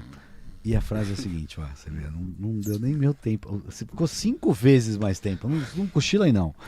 Ele abusa da posição. Ele abusa de da host. posição de host, velho. Ele Ele é um abusa, abusado, ele é velho. abusado. Ele é contra a liberdade alheia, assim, Ele tio. é. 2 contra 1 não pode, só Não. 5 contra 1. E a frase é a seguinte: a guerra é a continuação da política por outros meios. É bonito isso. Fundamenta a política com o objetivo, fundamenta a guerra com um objetivo político. Não é briga de bar, não é só agressão, não é só hostilidade. Ela tem que atender ao fim político. Esse é um dos motivos, por exemplo, que a guerra da Ucrânia não chegou ao fim. Não chegou num final político para nenhum país a ponto de ser declarada a guerra. Cara, Esse é o livro do Clausewitz, livraço. muito bom, porque você conceitua e eu te falo pra onde vai. Eu acho muito bom. Boa. Caione, eres tu. Cara, eu vou para um lado completamente diferente, né? Eu trouxe esse livro do Scruton, que é também é um popstar aí, né, do pensamento conservador e tal, mas é um livro menos conhecido. E a gente já falou aqui, a gente inclusive fez um episódio de arte, né? A arte está nos olhos de quem vê, enfim, né? E esse livro aqui, aquela coisa, né, de dicotomia, a gente falou isso um pouco nesse episódio, de religião e fé e objetivismo, teoria e prática e tal. E esse livro do Scruton, ele fala o seguinte, ele pega a arte e ele ensina como você pode apreciar e fazer uma crítica objetiva à arte, só que a novidade aqui é que ele usa o empirismo. Então ele usa um jargão moderno, ou a ciência, como a gente entende, empírica moderna, para fazer um julgamento e pautar o que é arte, no melhor sentido de que é aquilo que nunca muda e que todo mundo que vê aquela mesma obra, independente, vai ser despertado ou tocado por aquela sensação.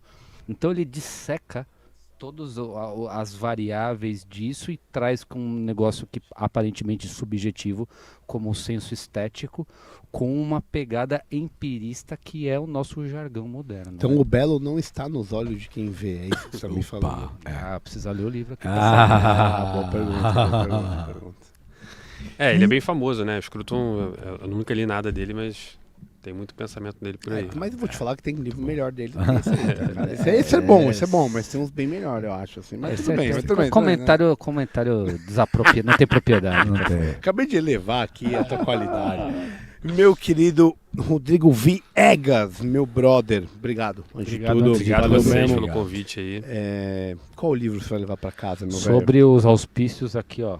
Olha o Winston. Winston Leonard Spencer Churchill. E de Olha a cara de bravo dele aqui, ó. Miltíades ali. Miltíades ali e Churchill aqui. Puta que pariu, tá bem acompanhado. Cara, eu sou um fã de guerra, assim. Eu gostei do livro falando sobre a guerra e política.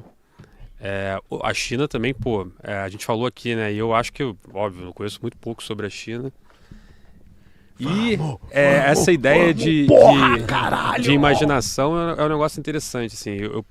Mas é meio chato. Eu me amarro em arte também. Eu vou levar, ele tá... Não, mas eu vou levar o da guerra, acho. O meu, né? O meu. Não faz. Ainda tem que aprender, tem que achar o inglês ainda aqui, né? É isso aí. Mas assim, falando especialmente sobre isso, porque a gente também abordou monarquia, etc. É um negócio interessante, né? Assim, eu vejo assim, as evoluções, o mundo evolui, mas a gente acabou também abordando a questão de que a gente está tanto tempo sem guerra, né? Mas a guerra é uma expressão máxima da política, eu concordo. Tanto o início também como o fim, né? A gente falou aqui da Ucrânia, não acabou, né? Porque também não chegou numa resolução política. Começou e só vai terminar com isso. Então, é interessante o pensamento, realmente. Faz sentido. E é a verdade da vida. E eu queria só fazer aqui uma alusão ao nosso querido Denis Xavier. Depois do pitch, que a gente continua no conchavo. Reginho, desse ano, não ganhará. Como não ganhei, já ganhei. Não ganharás. Como você tá muito louco? Faz o scout aí que você tá lá na rabeira. Não, já ganhei. Cara, já ganhei. Esse ano eu ganhei, realmente não tô muito bem. Mas tem competição, história, tem competição. Tem competição. Quem tem um processo pra você poder fazer, então a gente quer ganhar. Quem é o primeiro colocado da história? Não, temporada 2024 da história eu não sei, não temos dados para falar disso. Oi? Vai lá no site do Beyond the Cave que vocês vão achar na esse dúvida, dado quer lá, ver o pitch? Vai lá. Quer ver o pitch? Vai lá no site, vocês vão tirar a dúvida. Quem que é o primeiro? Mas parabéns, camarada. Foi um bom livro. Muito bom. Rodrigão. Tem que ler, né, agora, né? Vai ter que ler. Não tem filme, né? Então... Vai ter que ler, indicar um convidado pra gente, que a gente sempre pede. E depois falar o que achou do livro lá nas tuas redes sociais. Cara, muito obrigado. Sensacional, muito legal o seu trabalho, parabéns. Muito bom, meus parabéns, muito obrigado. A ideia principal é essa, galera. O que vocês fazem aqui também é fazer as pessoas pensarem. Ninguém é dono da verdade, acho que a gente sabe disso. Mas a gente tem que começar a perceber que se você tem um debate sadio, é bom para todo mundo, né? Então, eu não sou dono da verdade, mas a minha ideia aqui é fazer com que as pessoas pensem mais. Mas quem acreditou na tua verdade, que gostou de te ouvir, assim como nós, qual que são suas redes, por favor, manda pra galera. É tudo TV Viegas, eu tenho só 3, né? TikTok TV.Viegas, Instagram TV.Viegas e YouTube TV.Viegas também. Então, sigam lá e espero vocês aí nos próximos vídeos. Sensacional, muito obrigado, bom. Rodrigão, valeu. Caião, Camara, meu querido, PV arrombado, sai do computador, faz alguma coisa, meu velho, que você tá devagar pra caralho, vou te falar, tá faltando alguém pra dar uma cutucada aí. Galera, boa noite, até a próxima semana. Valeu, pessoal. Valeu! Tchau!